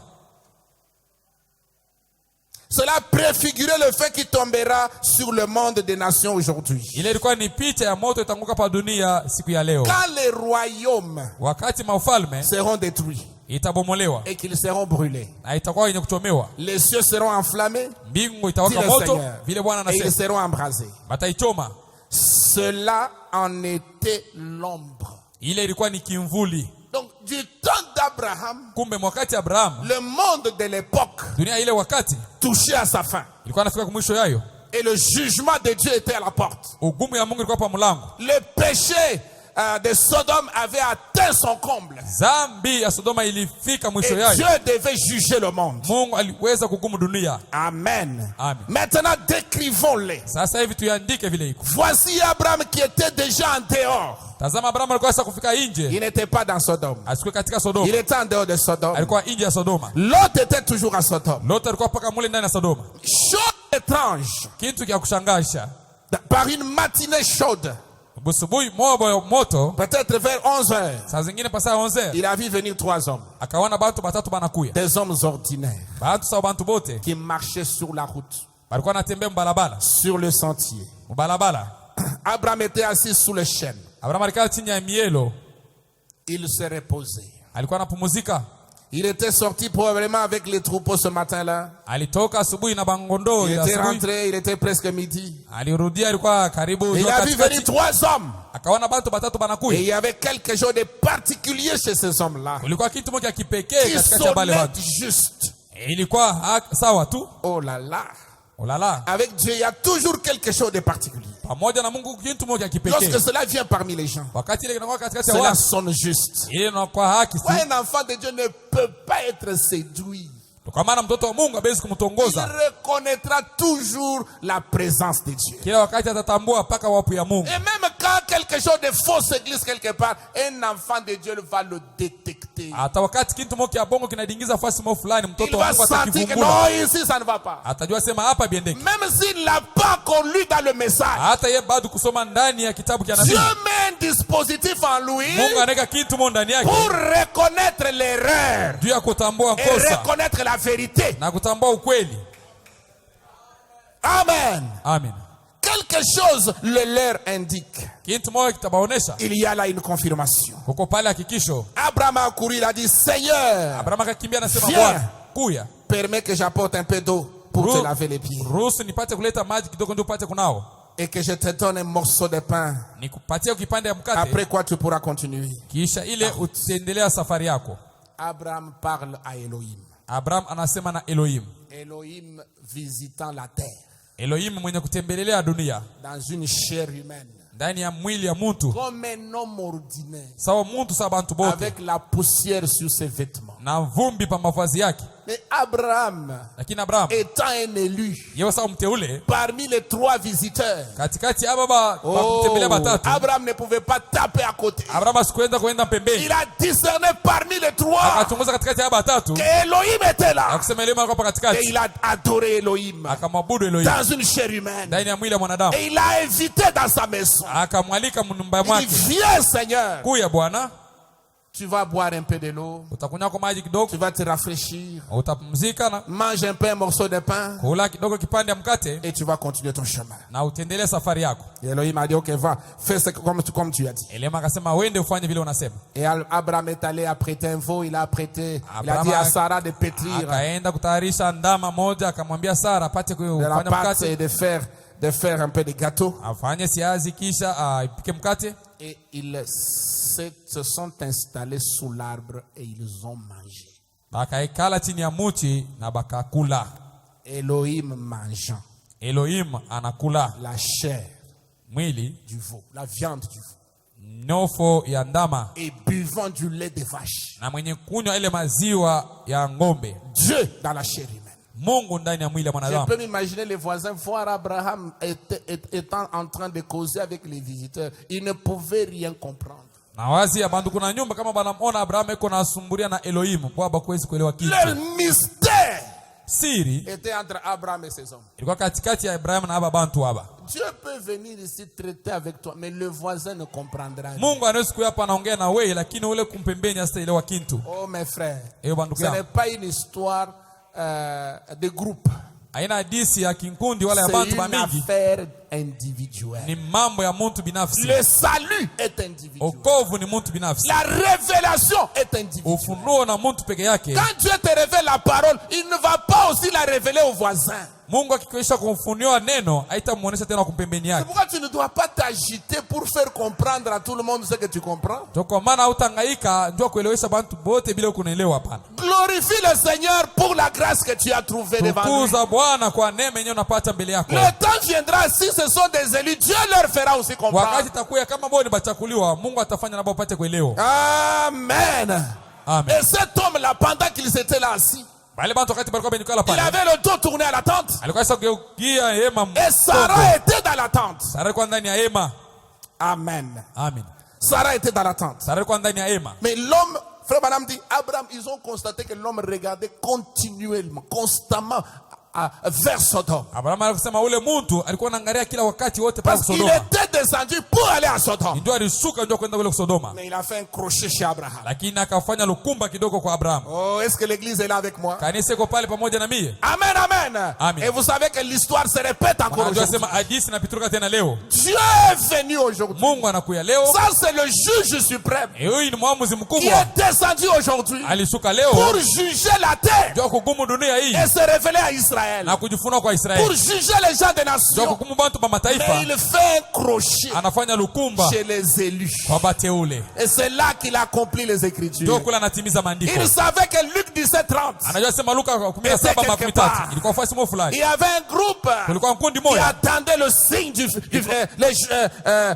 les jours du Fils de l'homme. inakongojewa siku ya mwana wa La mtu, manifestation du Fils de l'homme. kuonekana waziwazi kwa mwana wa mtu. Et il devait accomplir ses promesses. Alipaswa kutimiza malako Il yake. a fait un crochet chez Abraham. Akafanya lukumba kidogo kwa Et Abraham. là, il a manifesté un signe Kule sasa kaonesha alama moja qui est le super signe. yenye kuwa alama ya juu kabisa. Elohim assis, Elohim mwenye kuikala, dos tourné à la tente. mwenye kutupia hema Mais il mkongo, pouvait discerner la pensée dans le cœur de aliweza Sarah. kuchunguza mawazo yenye kuwa ndani ya moyo wa Sara. Amen. Amina. Et Sarah aussi, Na Sara pia elle dit non, je n'ai pas ri. anasema hapana, mimi Elle sicheke. dit mais si tu as ri. Anasema wewe unacheka. Et elle avait ri dans son cœur. alicheka ndani ya moyo wake, Elle n'avait pas fait du bruit. asikufanya kelele. Mais Elohim, Lakini Elohim il peut même ce matin lire les pensées qui sont dans ton cœur. anaweza hata asubuhi kusoma mawazo yaliyo ndani ya moyo wako. Parce que la parole de Dieu est efficace et puissante. Neno la Mungu iko ya uwezo sana Plus na ya tranchante nguvu, qu'une épée à double tranchant. ya makali sana kushindia hata mpanga ya Elle makali ngambo discerne mbili. les pensées, les intentions du cœur. Inachunguza mawazo na mania ya moyo. Amen. Amen. Et ils ont commencé. Bakaanza Il a apporté tout ça et il a fait le service. akaleta hii na kufanya ibada. Pendant qu'ils étaient assis là, Wakati walikuwa benyukala en pale train de manger, beko nakula, ils ont commencé à remarquer bakaanza kuona ya kwamba que cet homme regardait continuellement du côté de Sodome. huyu mtu alikuwa anaangalia paka ile ngambo ya Sodoma. Souvenez-vous, Kumbukeni, deux d'entre eux sont descendus dans Sodome. bawili bakaenda kule, bamalaika bakaenda Deux kule d'entre Sodoma. eux sont allés à Sodome. Bawili katikati ya Je bakaenda kule vous en Sodoma. prie, ne manquez pas ceci. Nami si mshipanze Je fais kusa hii. référence à ce que Jésus a dit. Naangalia kwa kile Yesu alisema. Deux d'entre eux sont allés à Sodome Bawili katikati yao bakaenda kule Sodoma. pour faire sortir Lot et ceux qui étaient prêts à sortir. là. Ndio kutosa Sodoma na bale walipaswa kutosha kule. Et les deux qui sont allés, Na bawili balienda, ils sont allés prêcher là-bas. banaenda kuhubiri kule. Et il y en a un qui est resté avec Abraham. Kuko mmoja alibakia pamoja na Abrahamu. Observez le signe qu'il a accompli. Mwangalie alama yenye alitimiza. Ils ont eu un signe là-bas. Bakapata alama moja kule. Il y a eu, les sodomites ont été frappés d'aveuglement. Watu wa Sodoma waliwapika na upofu. La prédication de l'évangile aveugle toujours l'incroyant. Mahubiri ya Injili kila wakati kuna pofushwa kutoka Et kwa nini. remarquez ce qui a produit cela. Oneni kile kilitoa ile. Or, il y a eu un qui est resté là et qui a accompli un signe devant Abraham. Kuko mmoja alibakia pale akatimiza alama moja mbele ya Abrahamu. Maintenant, avez-vous déjà remarqué? Sasa hivi mwisho kuonaka, N'importe quel historien, ingawa hata mtu wa jinsi remontez wote le cours des Écritures, baadisa vile maandiko vile iko, remontez le cours de l'histoire. mpandisha mwangalia Il n'y jinsi a vile iko. jamais eu, pas une seule fois, Kwa bado kufanyika hata au mara cours moja des ans de l'Église, kwa ajili ya bizazi ya kanisa, un homme qui soit allé vers les églises dénominationnelles, mtu mmoja anaenda kwa kanisa mazebu là-bas dans le monde, ule mdunia là-bas dans les dénominations, ule katika mazebu, jamais auparavant, hata vile un kumwanza homme dont le nom se termine comme Abraham, H-A-M. mtu mmoja jina lake nafanana saa ya Abrahamu na malizika. Mais aujourd'hui, ils en ont un. Leo banapata moja, Graham. Graham. Juste pour tromper. Nini tunjua kudanganiwa. Si vous ne faites pas attention, vous allez penser que le messager d'aujourd'hui, c'est Graham. Kama usopoke utaona asema mjumbe wa siku ya leo ni Graham. D'ailleurs, vous allez remarquer que de tous les trois, Utaona kwamba katikati ya wote watatu c'est Graham qui a vécu le plus longtemps. Graham ndio aliishi masiku ya mingi pa dunia. Et vous avez constaté ça? Unaona vile? Il vient de mourir il n'y a pas longtemps. Yeye anatokea kufa sasa hivi kwa kawia. Mais Abraham Lakini Abraham n'a pas vécu longtemps. yasi kuishi muda mrefu. N'est-ce pas, frère? Haina kweli? Déjà vers les années 65, Dieu l'a retiré de la scène. Miaka 65 Mungu alikuwa kumbeba kumtosha mkiwanza. Mais Oral Robert est resté en vie longtemps.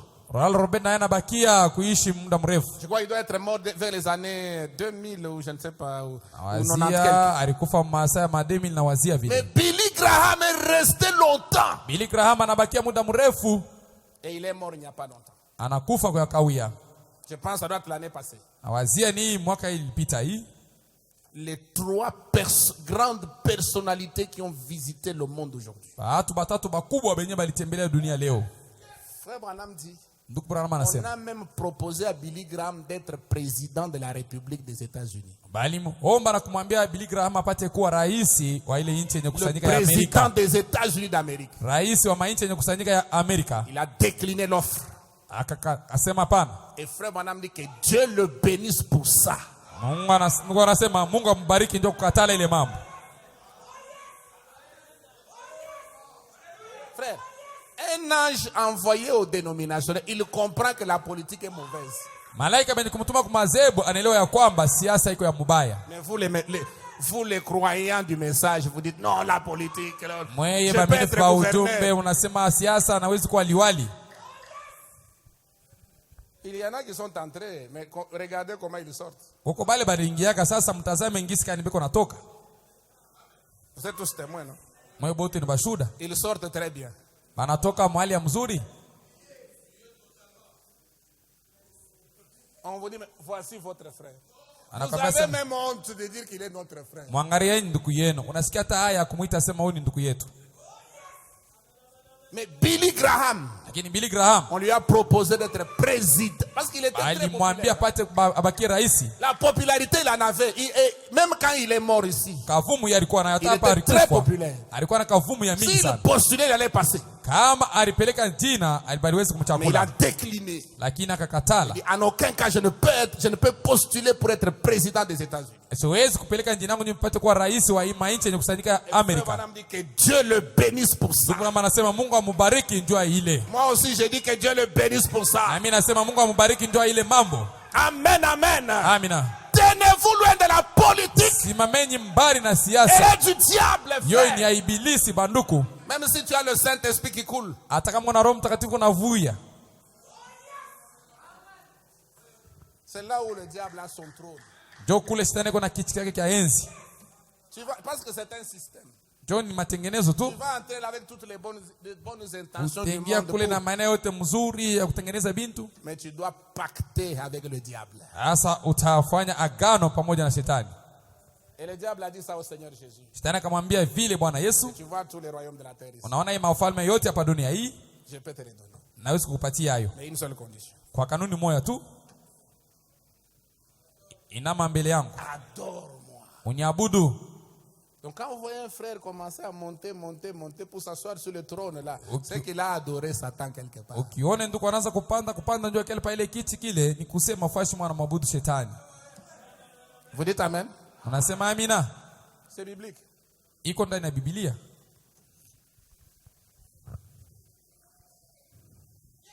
Priez que Dieu bénisse vos travaux. Omba Mungu abariki makazi yako. Qu'il vous donne un bon travail, un bon salaire. Kazi ya mzuri, mshahara moya mzuri. Que vos affaires prospèrent. Biashara yako bisonge mbele. Que vous preniez soin de vos familles. Ushururukie jamaa yako wala Construisez majamaa. une jolie maison, une belle voiture. Ujenge nyumba ya mzuri na kuuza kari ya mzuri. Mais tenez-vous loin de la politique. Lakini simama mbali na La siasa. politique est du diable. Siasa ni ya ibilisi. Vous allez y laisser votre peau. Utaacha kwa ngozi yako kule. Amen. Amen. Et ne passez pas toute une journée, vous ne parlez que de la politique. Usipitishe mchana mote mzima kwa unasema paka mambo ya siasa. Regardez même l'atmosphère que vous allez créer là. Angarata hali yenyewe utaomba ile. Parce qu'après cette causerie là, vous allez prier. Kisha ile maongezi utaomba.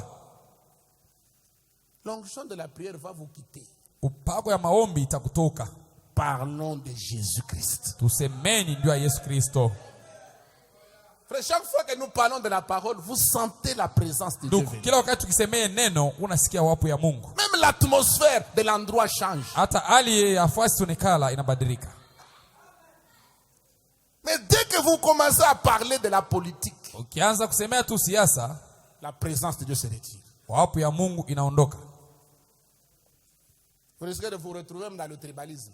Unaweza kukuta hata katika mambo ya ubaguzi. Cet homme-là, il est d'où? Ule mtu anatokea wapi? Na Vous kabila gani? êtes tombé plus bas. Unaanguka chini sana.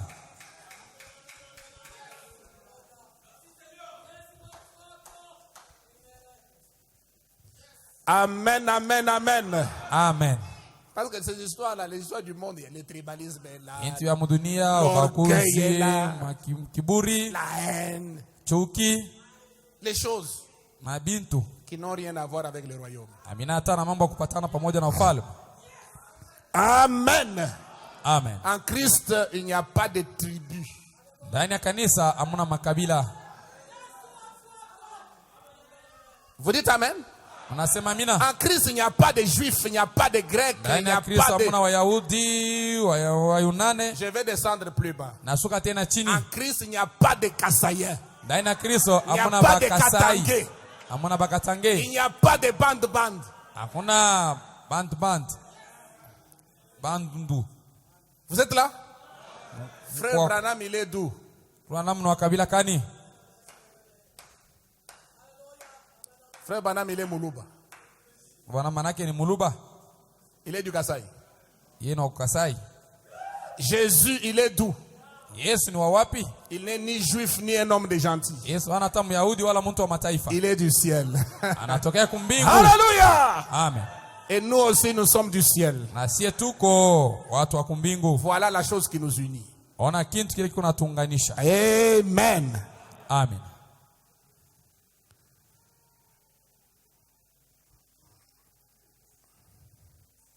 Amen. Amen. Mais aujourd'hui, ils en ont un, Graham, c'est vrai. Il va là-bas, il les appelle à sortir. Leo beko na moja Graham mnaona anaenda kule anabaita wapate Il kutoka. accomplit là un travail formidable. Anatimiza kule kazi moja mastajabu. Graham, Billy Graham, le serviteur de Dieu. Graham mtumishi wa Mungu. Là-bas, parmi les dénominations, Ule katikati ya mazebu, les politiciens wafanya siasa, et toutes ces choses, ai mabinti byote. il combat tout ça. Eko na kombanisha hivi byote. C'est-à-dire, il combat même les politiciens. Eko na kombanisha hata wafanya siasa. Mais on le respectait beaucoup aux États-Unis. Lakini kule Etazini beko na mheshimia La sana. plupart des présidents l'invitaient pour assister à leur investiture. Rais wa mingi balikuwa Et wanamwalika parfois, c'est lui qui wapate priait kushiriki wakati bana baweka pour pa kiti l'investiture ya du enzi. président. Yonyo alikuwa anaombea wakati banatia rais pa kiti yake. L'autre jour, quand on voulait qu'il se présente comme candidat à la présidence, Siku moja wakati balipenda pate kupeleka jina sawa mwana mtu tayari. il a refusé catégoriquement. Akakatala na moyo wote Que mzima. Dieu le bénisse pour ça. Mungu amubariki juu ya ile. Amen. Amen. Voyons, ces compagnons de whisky, ces compagnies de whisky, Tuoneni hii ils makampuni n'auraient ya même pas réussi mapombe. la première étape. Hawakuweza hata kuweza Voilà mara ce qui kwanza. serait arrivé. Ona kile kiliwazi kufika. Ils auraient dépensé des milliards de dollars. Aliweza kutumia fedha mingi. Vu que de toute façon, ils les auraient éliminés. Hata mnamna yote baliweza sasa kumtosha. Non, lui, les aurait éliminés. Yeye aliweza kubatosha. Ces compagnies de cigarettes et des choses comme celle-là. Hii makampuni yote ya matumbako na Il vitu vya est vile. là-bas comme messager de Dieu aux sodomites. Eko kule sawa mjumbe wa Mungu kule kusodoma. Exactement. Sawa Mais sawa. souvenez-vous, Mkumbukeni. il y en a un qui est resté là avec Abraham. Kuko mmoja alibakia pale na Un Abraham. autre homme, Mtu mwingine. pas les deux, Ana qui sont bawili. descendus là-bas, Bale wawili barenda kule comme hapa. des évangélistes modernes, Sawa qui benjilishi sont ba leo. descendus prêcher là-bas. Barenda kule kuhubiri. Remarquez, il Mwangalieni. y a eu un qui est resté là, Kuko mmoja alibakia pale. deux sont descendus là-bas, Bawili bakashuka kule. et un resté là, et un resté ici avec Abraham. Mmoja anabakia hapa na Abraham. Et celui qui est resté avec Abraham lui a donné un signe. Sasa ule alibakia na Abraham akampatia alama moja. Maintenant, observez. Sasa hivi mwangalie. Son nom était Abraham. Jina yake ilikuwa ni Abraham. Et celui de sa femme Sarai. Ile ya mke wake ilikuwa Sarai. Juste un jour ou deux avant cela, Isa siku moja wala mbili Dieu ya lui ile. était apparu et lui avait dit, Mungu alimuonekania na kusema, je change maintenant ton nom niko nabadilisha sasa hivi jina lako. d'Abraham Toka Abraham en Abraham. inakuwa sasa Abraham. Voyez, Mnaona? Graham, Graham c'est 6 lettres, ni maandiko 7. l'homme. Muntu. Mais Abraham, Lakini Abraham c'est 7, ni maandiko 7. 7 lettres. Maandiko 7. H-A-M. H-A-M. Une terminaison en H-A-M. Iko na malizika na H-A-M. Donc ici dans l'église spirituelle, Hapa mkanisa ya kiroho il y en a un qui a été envoyé là à Abraham. kuko mmoja balimtuma kule kwa Abraham. Et remarquez ce qu'il a dit. Mwangalieni Kenya alisema. Il a dit Abraham. Akasema Ibrahim. Non pas Abraham. Hapana Abraham. Abraham, où est ta femme? Abraham mke wako yuko wapi? Non pas Sarai. Hapana Sarai. Sarah. Sara. Où est ta femme Sarah? Mke wako Sara yuko wapi? Il l'a appelé dans son nouveau nom. Akamwita mjina yake mupya. Et ça, c'était un secret connu seulement d'Abraham et de sa femme. Hii ilikuwa ni siri yenye kujulikana mpaka kwa Abraham na mke Il n'y wake. avait que Dieu seul qui savait qu'Abraham a changé de nom. Ni mpaka Mungu ndio alijua sema Abraham sasa kubadilisha Mais jina. cet étranger, Lakini huyu mgeni pour la première fois, ndio mara yake ya il kwanza rencontre Abraham, anakutana na Abraham, il l'appelle dans son nom nouveau, anamwita mjina yake ya mupya. qui prouvait que ça ne pouvait être quelqu'un d'autre. Ilikuwa inahakikisha kwamba haikuweza Si mtu ce n'est mwingine Elohim lui-même. asipokuwa mpaka Elohim peke yake. Amen. Amen. Et le signe qu'il a présenté, Alama yenye kaonesha, c'est le super signe, alama ya juu le kabisa, signe messianique, alama ya kimasia, le discernement des pensées du cœur. uchunguzi wa mawazo ya moyo. Amen. Amen. Remarquez bien, regardez bien ce qu'il a dit. Mwangalie mzuri Kenya alisema. Elle est dans la tente derrière toi. Eko ndani ya hema nyuma yako. Et il a dit, je te visiterai. Asema mimi nitakutembelelea, Je vais te visiter. nitakutembelelea. Voyez-vous ce pronom personnel? Mnaona hivi anatika yeye Lui, c'est la moja. promesse qu'il avait faite. Yeye kupitia malako yenyewe alisema. C'était Dieu. Alikuwa ni Il Mungu. a dit, je vais te visiter. Asema mimi nitakutembelelea. Et quand nous avons lu dans la Bible, Wakati tulisoma Biblia, Elohim chez Abraham, Elohim kwa Abraham il dit, je reviendrai. Anasema mimi nitarudiaka. Vous avez remarqué ça? Mliona À cette même époque. wakati moya eye. Ce n'est pas dans deux époques différentes. Aina manyakati mbili tofauti. À cette même époque, Hii wakati moya hii je reviendrai. mimi nitarudiaka. Et Sarah aura un fils. Na Sara atapata mtoto mwanaume. Et vous allez voir que ça n'a pas traîné. Taona sema bikawie. Frère Branham dit dans les 28 jours qui ont suivi, Sarah a conçu. Unaona sema katika hii masiku 28 litakuya Sara Au kachukua mimba. temps de la vie, Wakati ya uzima Dieu a ramené le cycle menstruel de Sarah. Mungu akarudisha madesturi ya mwanamke ya Il Sara. a rajeuni Sarah. Akamfanya anakuwa kiana Or, mwanamke. quand vous lisez dans la Bible, ce n'est pas écrit. Mkisoma Biblia abandika ile mambo. Est-ce que l'église est avec moi? Kanisa pamoja na mie. Le rajeunissement d'Abraham est un mystère. Kurudishiwa kwa ubujana wa Abraham ilikuwa ni C'est écrit siri. entre les lignes. Anaandika katikati ya misululu Dieu na a mistari. ramené la jeunesse d'Abraham. Mungu anarudisha bujane bwa Abraham. Et Sarah Na Sara a conçu. akachukua mimba.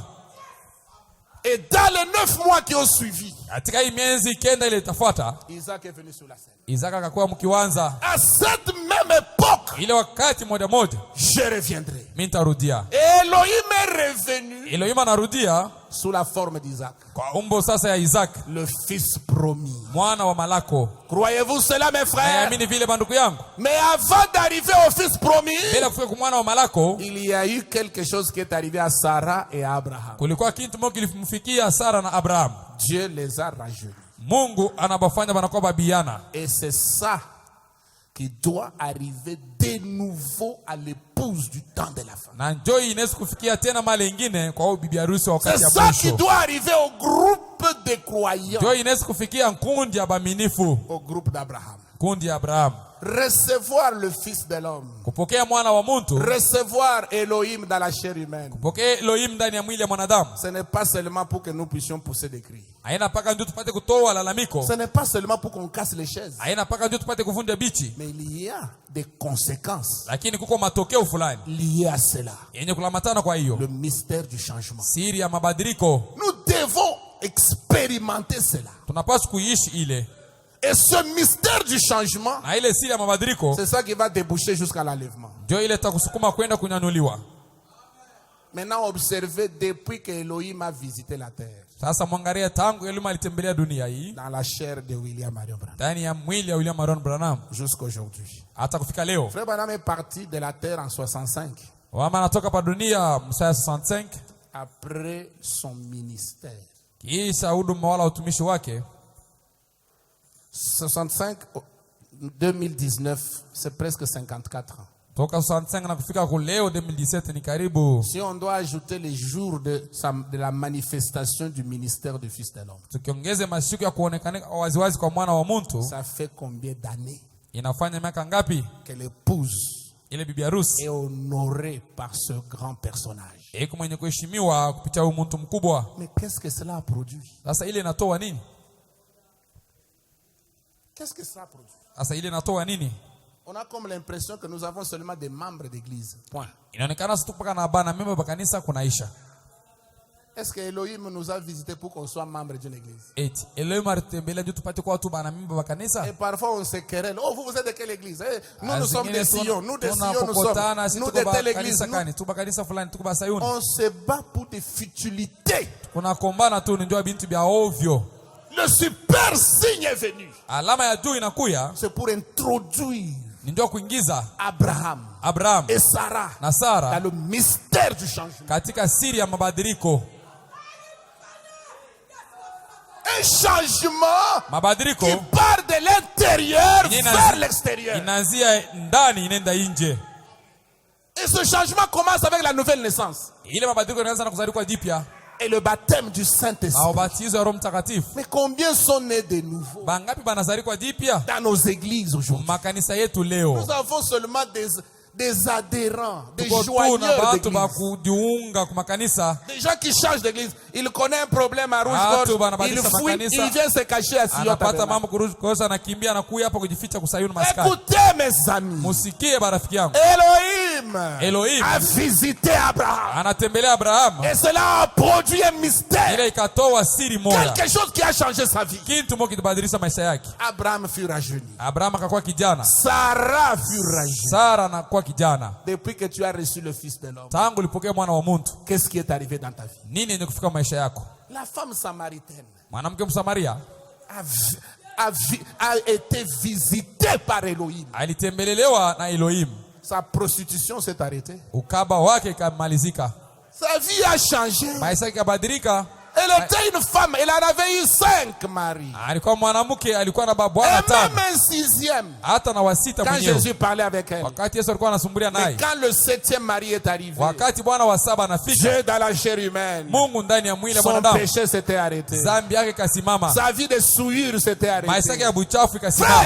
sœur, est-ce Dada. que votre vie de souillure s'est arrêtée? Eti maisha yako ya buchafu isha kusimama Depuis que tu as reçu ce message, tangu ulipokea hii ujumbe, depuis qu'on nous a prêché le ministère du Fils de l'homme, tangu balituhubiri utumishi ya mwana wa mtu, qu'est-ce qui a changé? nini yenye kubadilika? Regardez, Tazama. Nathanaël est venu dans la présence Nathanaeli akakuwa katika wapo de Jésus-Christ. ya Yesu Kristo, Dieu dans la chair humaine. Mungu ndani ya Le mwili wa mwanadamu. super signe a été révélé. Alama ya juu bakamfunulia. Nathanaël a dit, Nathanaeli akasema, Maître, d'où me connais-tu? Bwana, unanijua Il tangu dit, wapi? avant que Philippe t'appela, Mbele Filipo apate kukuita, quand tu étais sous l'arbre, wakati ulikuwa chini ya mti, je t'ai vu. mimi nilikuona. Il dit, oh, Sema tu es le Fils de Dieu. Uko Tu mwana es wa le Mungu. roi uko d'Israël. mfalme wa Israeli. Sa vie a changé. Maisha yake ikabadilika.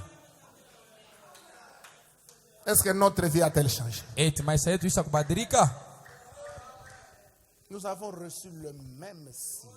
Tunapokea alama moya moya, Ça doit produire les mêmes effets. inapaswa kutoa matendo wala matokeo moya moya. Aujourd'hui, c'est même gênant de poser la question à quelqu'un. Frère, est-ce que tu as reçu le Saint-Esprit? C'est gênant. Leo iko na uzi jua kuuliza mtu eti usapokea Roho Mtakatifu.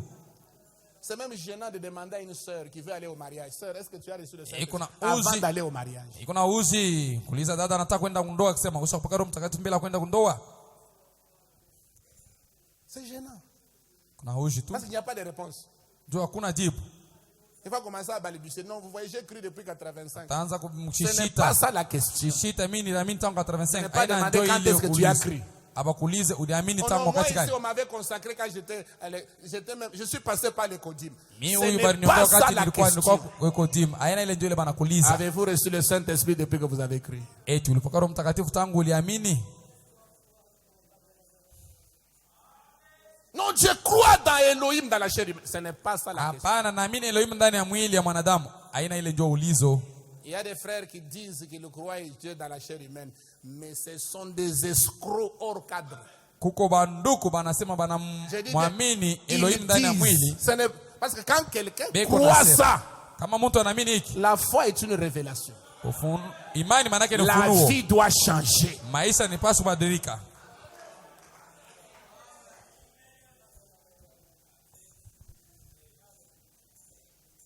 Plus de 53 ans Kushindia miaka 53 sous le ministère chini ya utumishi Elohim ya Elohim dans la chair humaine. ndani ya mwili ya Nous mwanadamu. avons toujours des sœurs têtues, Tuko paka na badada babichwa maibwe, arrogantes. ba kiburi na madivuno. Quand elle parle à son mari, c'est grave. Akisema na mume wake ni hatari. Nous avons aussi des frères hypocrites. Tuko na banduku banafiki. Il est avec, nous savons qu'il est marié à telle sœur, mais il a une autre sœur, une autre femme. Tunasema ni mwenye kwa ule dada lakini eko na bibi mwingine pembeni. Mais quand on prêche ces choses, ce sont les premiers. Akihubiri bintu bon ndio ba kwanza. Pasteur, toi, tu es déjà arrivé. Pastor weye ushakufika. Pasteur, tu es mon sang. Pastor uko damu yangu. 5 sur 5. 5 kwa 5. Ça, c'est dans l'église, mais allons à la cité. Ile unaifanya na mkanisa. Tuende sasa ndani ya ukoba ufashi unaishi. Quelle est la vie Ni maisha kani qui accompagne ces cris? ile iko nasindikiza ile lalamiko? Dieu est son propre interprète.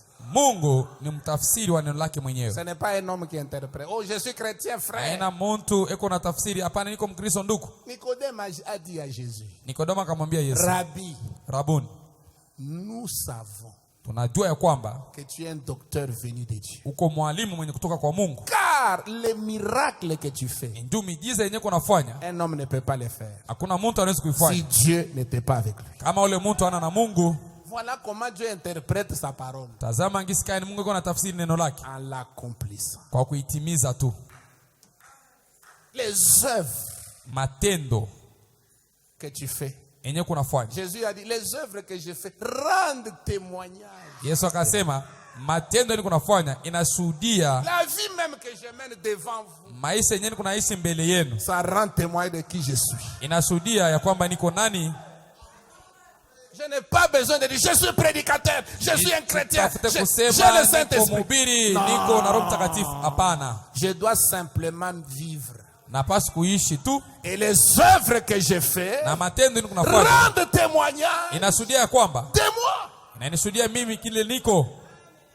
Si on te fréquente, tu ne fais que parler de toi. Moi ici, vous voyez. Kama wana kutembelea kwa anasema mimi Moi, je huyu suis munaona, intelligent. mimi niko akili Moi, sana, j'ai beaucoup d'argent. mimi niko na fedha Moi, mingi, j'ai beaucoup mimi étudié. nilijifunza J'ai mingi, beaucoup voyagé. nilisafiri mingi Moi, sana, je suis terrible. mimi niko hatari tu. Les œuvres que j'ai faites Matendo yenyewe kunafanya rendent témoignage inashuhudia de moi. kile niko.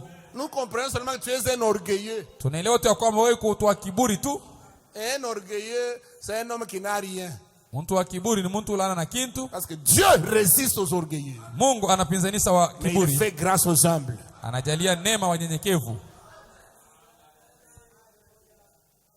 Il nous a montré un exemple avec William Branham. Akatuonesha mfano pamoja na William Branham, Un grand prophète. nabii mkubwa, Mais quand frère Branham se tenait à côté des autres, il élevait les autres. lakini akisimama pembeni ya watu wengine anainua watu wengine. Un frère nous donnait ce témoignage. Je crois que c'est le frère George Smith. Ndugu Marko anatupatia ushuhuda na wazia ni ndugu George Il Smith. dit, frère Branham, quand vous le croisez en cours de route, Anasema mkikutana na ndugu si Branham vous êtes de barabara, l'autre côté de la route, c'est lui qui traverse pour venir vous saluer. kama mko ngambo ingine ya barabara, yeye ndio atatoka kule kunatembelea na kwa kule kwenu ndio kumilamkia. Il quitte là où il était. Il Anatoka traverse. kule alikuwa anatambuka Vous venez te serrer la main. ndio kwa kulamkia. Un homme humble. Muntu mnyenyekevu, Dieu caché, Mungu mwenye kufichwa, mais révélé dans la simplicité. lakini mwenye kufununiwa katika unyenyekevu. C'est ça la grandeur de Dieu. Ndio ile ukubwa wa Mungu. Elohim, Elohim aujourd'hui, leo il a visité cette terre. anatembelelea hii dunia. Elohim est allé même à la chasse. Elohim anaenda taa kulumbata banyama. Elohim a attrapé les écureuils. Elohim akakamata atumpanda, Il a mangé les écureuils. akakula atule tumpanda. Amen. Amen. Et quand nous voyons ça, Wakati shie tunaona hii, c'est de ceci doit marquer notre vie. hii inapaswa kugusa maisha yetu. Et frère Branham ajoute, il dit, Na. c'est le dernier signe Roma anaongeza anasema ni alama ya mwisho que le groupe d'Abraham a vu ile nkundi ya Abrahama iliona avant la venue du Fils promis. mbele ya kuja kwa mwana wa malako. C'est la vérité, non? Ni kweli ya mambo.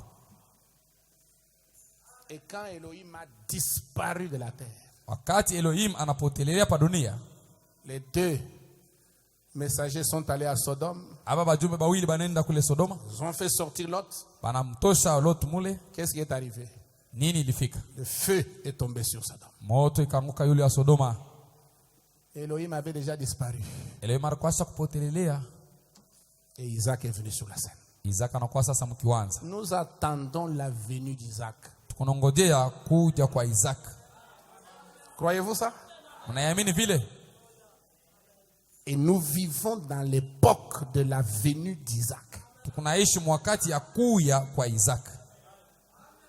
Et on ne va pas rencontrer Isaac dans cette chair.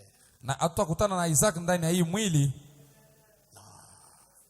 Avec ces cravates ici, on ne va pas Hii rencontrer mamuleje Isaac. hatutakutana na Isaac na hii mavazi hii.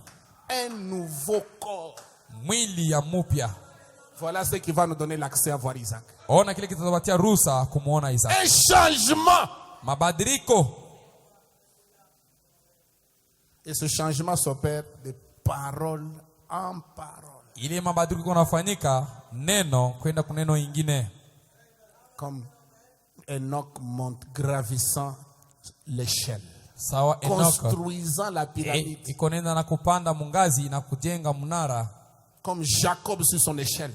Sawa Yakobo yule ya mungazi yake. Et c'est au sommet de l'échelle Ni kunchongo ya mungazi que tout le mystère va s'accomplir. dokule masiri yote tatimilika. Ce message est une responsabilité. Ujumbe ni muziko banduku. Dieu est lui-même son propre interprète. Mungu ni ndio mwenye Ne kuitafsiri. laissez pas un homme vous interpréter la parole. Hapana kuacha mtu akutafsiria Et neno. comment Dieu interprète-t-il sa parole? Mungu iko anatafsiri neno lake namna gani? En l'accomplissant. Kwa kuitimiza tu. Nous vivons dans l'âge où la parole s'accomplit. Tunaishi wakati ile neno iko natimilika. On n'a pas dit, oh non, c'est ce que ça veut dire. Et ces gens-là vont disparaître de la terre. Bali bantu batapotelea pa dunia. Ils vont aller dans l'enlèvement. Bataenda katika Le kunyanyuliwa. reste du monde continuera. Hii mabaki ya dunia itendelee kuishi paka vile. Les gens continueront à aller dans les églises. Batu bataendelea kwenda makanisa. Ils continueront à chanter. Banaendelea kuimba. Ils continueront à construire des temples. Banaendelea kujenga mahekalu. Ils continueront à bénir les mariages. Banaendelea kubariki mandoa. Amen. Amen. Ils continueront à construire leurs maisons, acheter des voitures et tout ça. Banaendelea kujenga manyumba yao na kuuza magari. Mais l'épouse sera déjà partie. Lakini bibi harusi atakuwa Ce kwenda. sera un départ secret, soudain. Itakuwa kwenda kwa siri na kwa ghafla. Frère Branham dit comme dans l'histoire de Roméo et Juliette. Iko sawa mwadisi ya Romeo na Juliet. Il Anakokota ile mungazi Et il va emporter sa chère épouse. na atambeba bibi harusi mpendwa wake. Nous devons être sérieux avec le message. Tunapaswa kuwa na heshima yote pamoja na ujumbe. Même si vous êtes moins sérieux, Hata kama wana na heshima, je vous informe qu'il y a quelqu'un quelque part qui est très sérieux avec ce message. nakwambia sema kuko mtu fasi fulani eko na heshima na ujumbe. Malgré l'argent que Dieu lui a donné, Ingawa fedha ile Mungu anampatia. malgré les millions que Dieu a donné à cet homme-là, Ingawa mafedha mingi Mungu il anapatia ule est très mtu. sérieux avec la parole. Eko na heshima pamoja na Il n'est pas neno. prêt à faire des compromis. Ana tayari kufanya masikilizano. Que Dieu nous aide. Mungu atusaidie. C'est ma prière ce matin. Ndio maombi yangu ya asubuhi. Pendant que nous nous tenons debout. Wakati tunasimama bwima. Amen. Amen.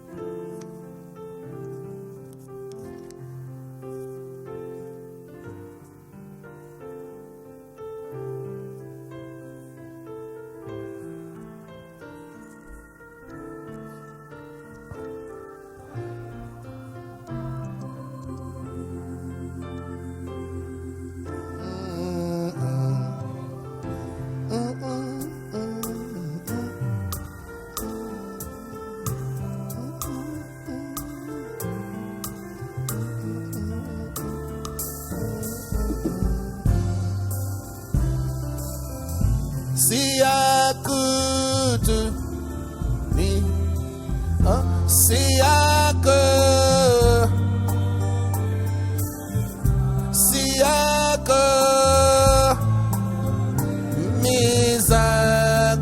sinama angeko fanana angeko fa oh angeko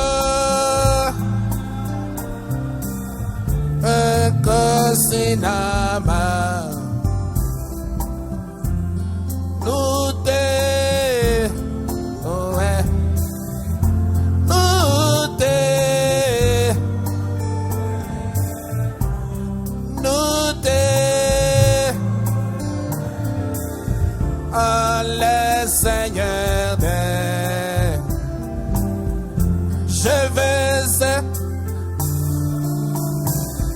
Je vais être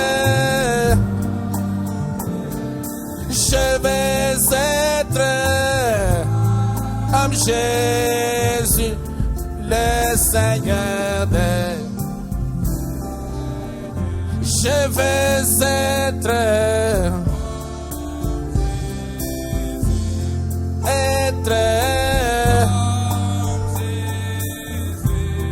être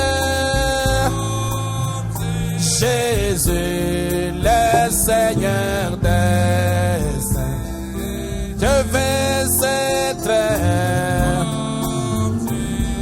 Je vais être avec nos mains levées. Je vais être Jésus, le Seigneur des saints.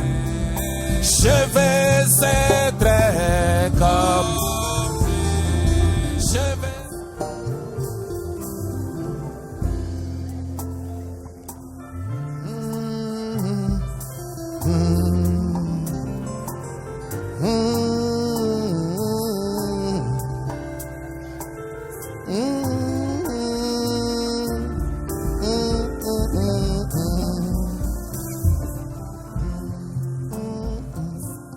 Maintenant, mon frère, ma soeur, Sasa hivi ndugu yangu, après dada, avoir entendu ce message, kisha kusikia hii ujumbe, est-ce que tu as été touché par la parole quelque part? eti neno likugusa fasi Et moja tu fulani, voudrais que nous puissions nous souvenir de vous dans notre prière nataka tukukumbuke maombi yetu à la fin de ce service. mwisho ya mkusanyiko. Tu peux simplement lever la main et dire, Seigneur, Inua tu mkono wako, sema Bwana, souviens-toi de moi. nikumbuke, Fais que je puisse être prêt, Seigneur. fanya kwamba nipate kuwa tayari, Fais que je puisse réaliser le dernier signe fanya nipate kutambua alama ya mwisho avant la venue du Fils promis. mbele ya kuya kwa mwana wa Avant malako, le changement de nos corps, mbele ya mabadiliko ya miili je yetu. voudrais être prêt. Napenda kuwa tayari, Alors souviens-toi de moi. nikumbuke Bwana. Tu peux lever ta main pendant que nous allons prier le Seigneur. Inua tu mkono wako wakati tutaomba huko. Dieu est notre Père, toi qui es l'auteur de la vie éternelle. Seigneur, tu ne veux pas qu'un homme interprète ta parole, Père. Dans la Bible, quand tu avais dit qu'une vierge concevra, cela n'avait pas besoin d'une interprétation. Quand tu avais dit que la lumière soit et la lumière fut, cela n'avait pas besoin d'une interprétation. Au temps du soir, tu as dit il y aura la lumière. Ça n'a pas non plus besoin d'une interprétation. Tu l'as simplement accompli. Tu l'as manifesté, Père. Tu avais dit ce qui arriva du temps de Sodome arrivera pareillement à la venue du Fils de l'homme. Cette écriture est accomplie aujourd'hui. Tu l'as réalisé, Seigneur. Elohim lui-même a visité la terre. Nous avons reconnu cela. Nous avons réalisé que nous vivons dans la présence même d'Elohim. Et ainsi, prends nos vies, Seigneur. Alors que nos mains sont levées, Père, introduis-nous dans le mystère du départ. Introduis-nous dans le mystère du changement. Seigneur, fais en sorte que nous sortions de Sodome. Nous soyons en dehors de Sodome comme Abraham, qui est le type de l'église spirituelle. Nous ne voulons pas périr avec les sodomites. Nous ne voulons pas périr avec les incroyants, ni les incroyants, Père, ni les simili-croyants, mais nous voulons être emportés dans la gloire comme Abraham, qui a reconnu la visitation de Dieu lui-même, Père. Nous avons aussi reconnu la même chose. Fais-nous grâce, au Père bien-aimé. Interprète toi-même ta parole dans nos vies et que nos vies changent. Que nous ayons un témoignage différent, capable de dire à Jésus, comme Jésus, les œuvres que j'ai faites rendent témoignage de moi. Oh Seigneur, que l'histoire se répète. Tu vois les mains qui sont levées dans cet auditoire. Tu vois les requêtes qui montent des cœurs de tes enfants. Oh Seigneur, souviens-toi de chacun d'eux. Souviens-toi de Père. Prépare-nous, Seigneur. Que nous ne puissions pas nous mêler aux choses de ce monde. Nous mêler à la politique. Oh Dieu, succomber devant la tentation. Seigneur, faire des compromis devant la télévision, devant l'internet. Oh Seigneur, il y a des films sales qui circulent. Oh Père, actuellement le péché ne coûte pas cher. Il est à la portée de la main. Seigneur, nous voulons nous tenir en dehors de ces choses. Tiens-nous par ta main. Conduis-nous, Seigneur. Bénis chacun de nous. Bénis les jeunes gens qui sont ici, Père. Sous la pression de la jeunesse, parfois ils succombent à la tentation. Que tu les aides à tenir bon. Bénis les personnes d'âge avancé, d'âge moyen, et que tu te révèles personnellement à chacun de nous, Seigneur. Comme tu l'as fait à Abraham. Oh Dieu.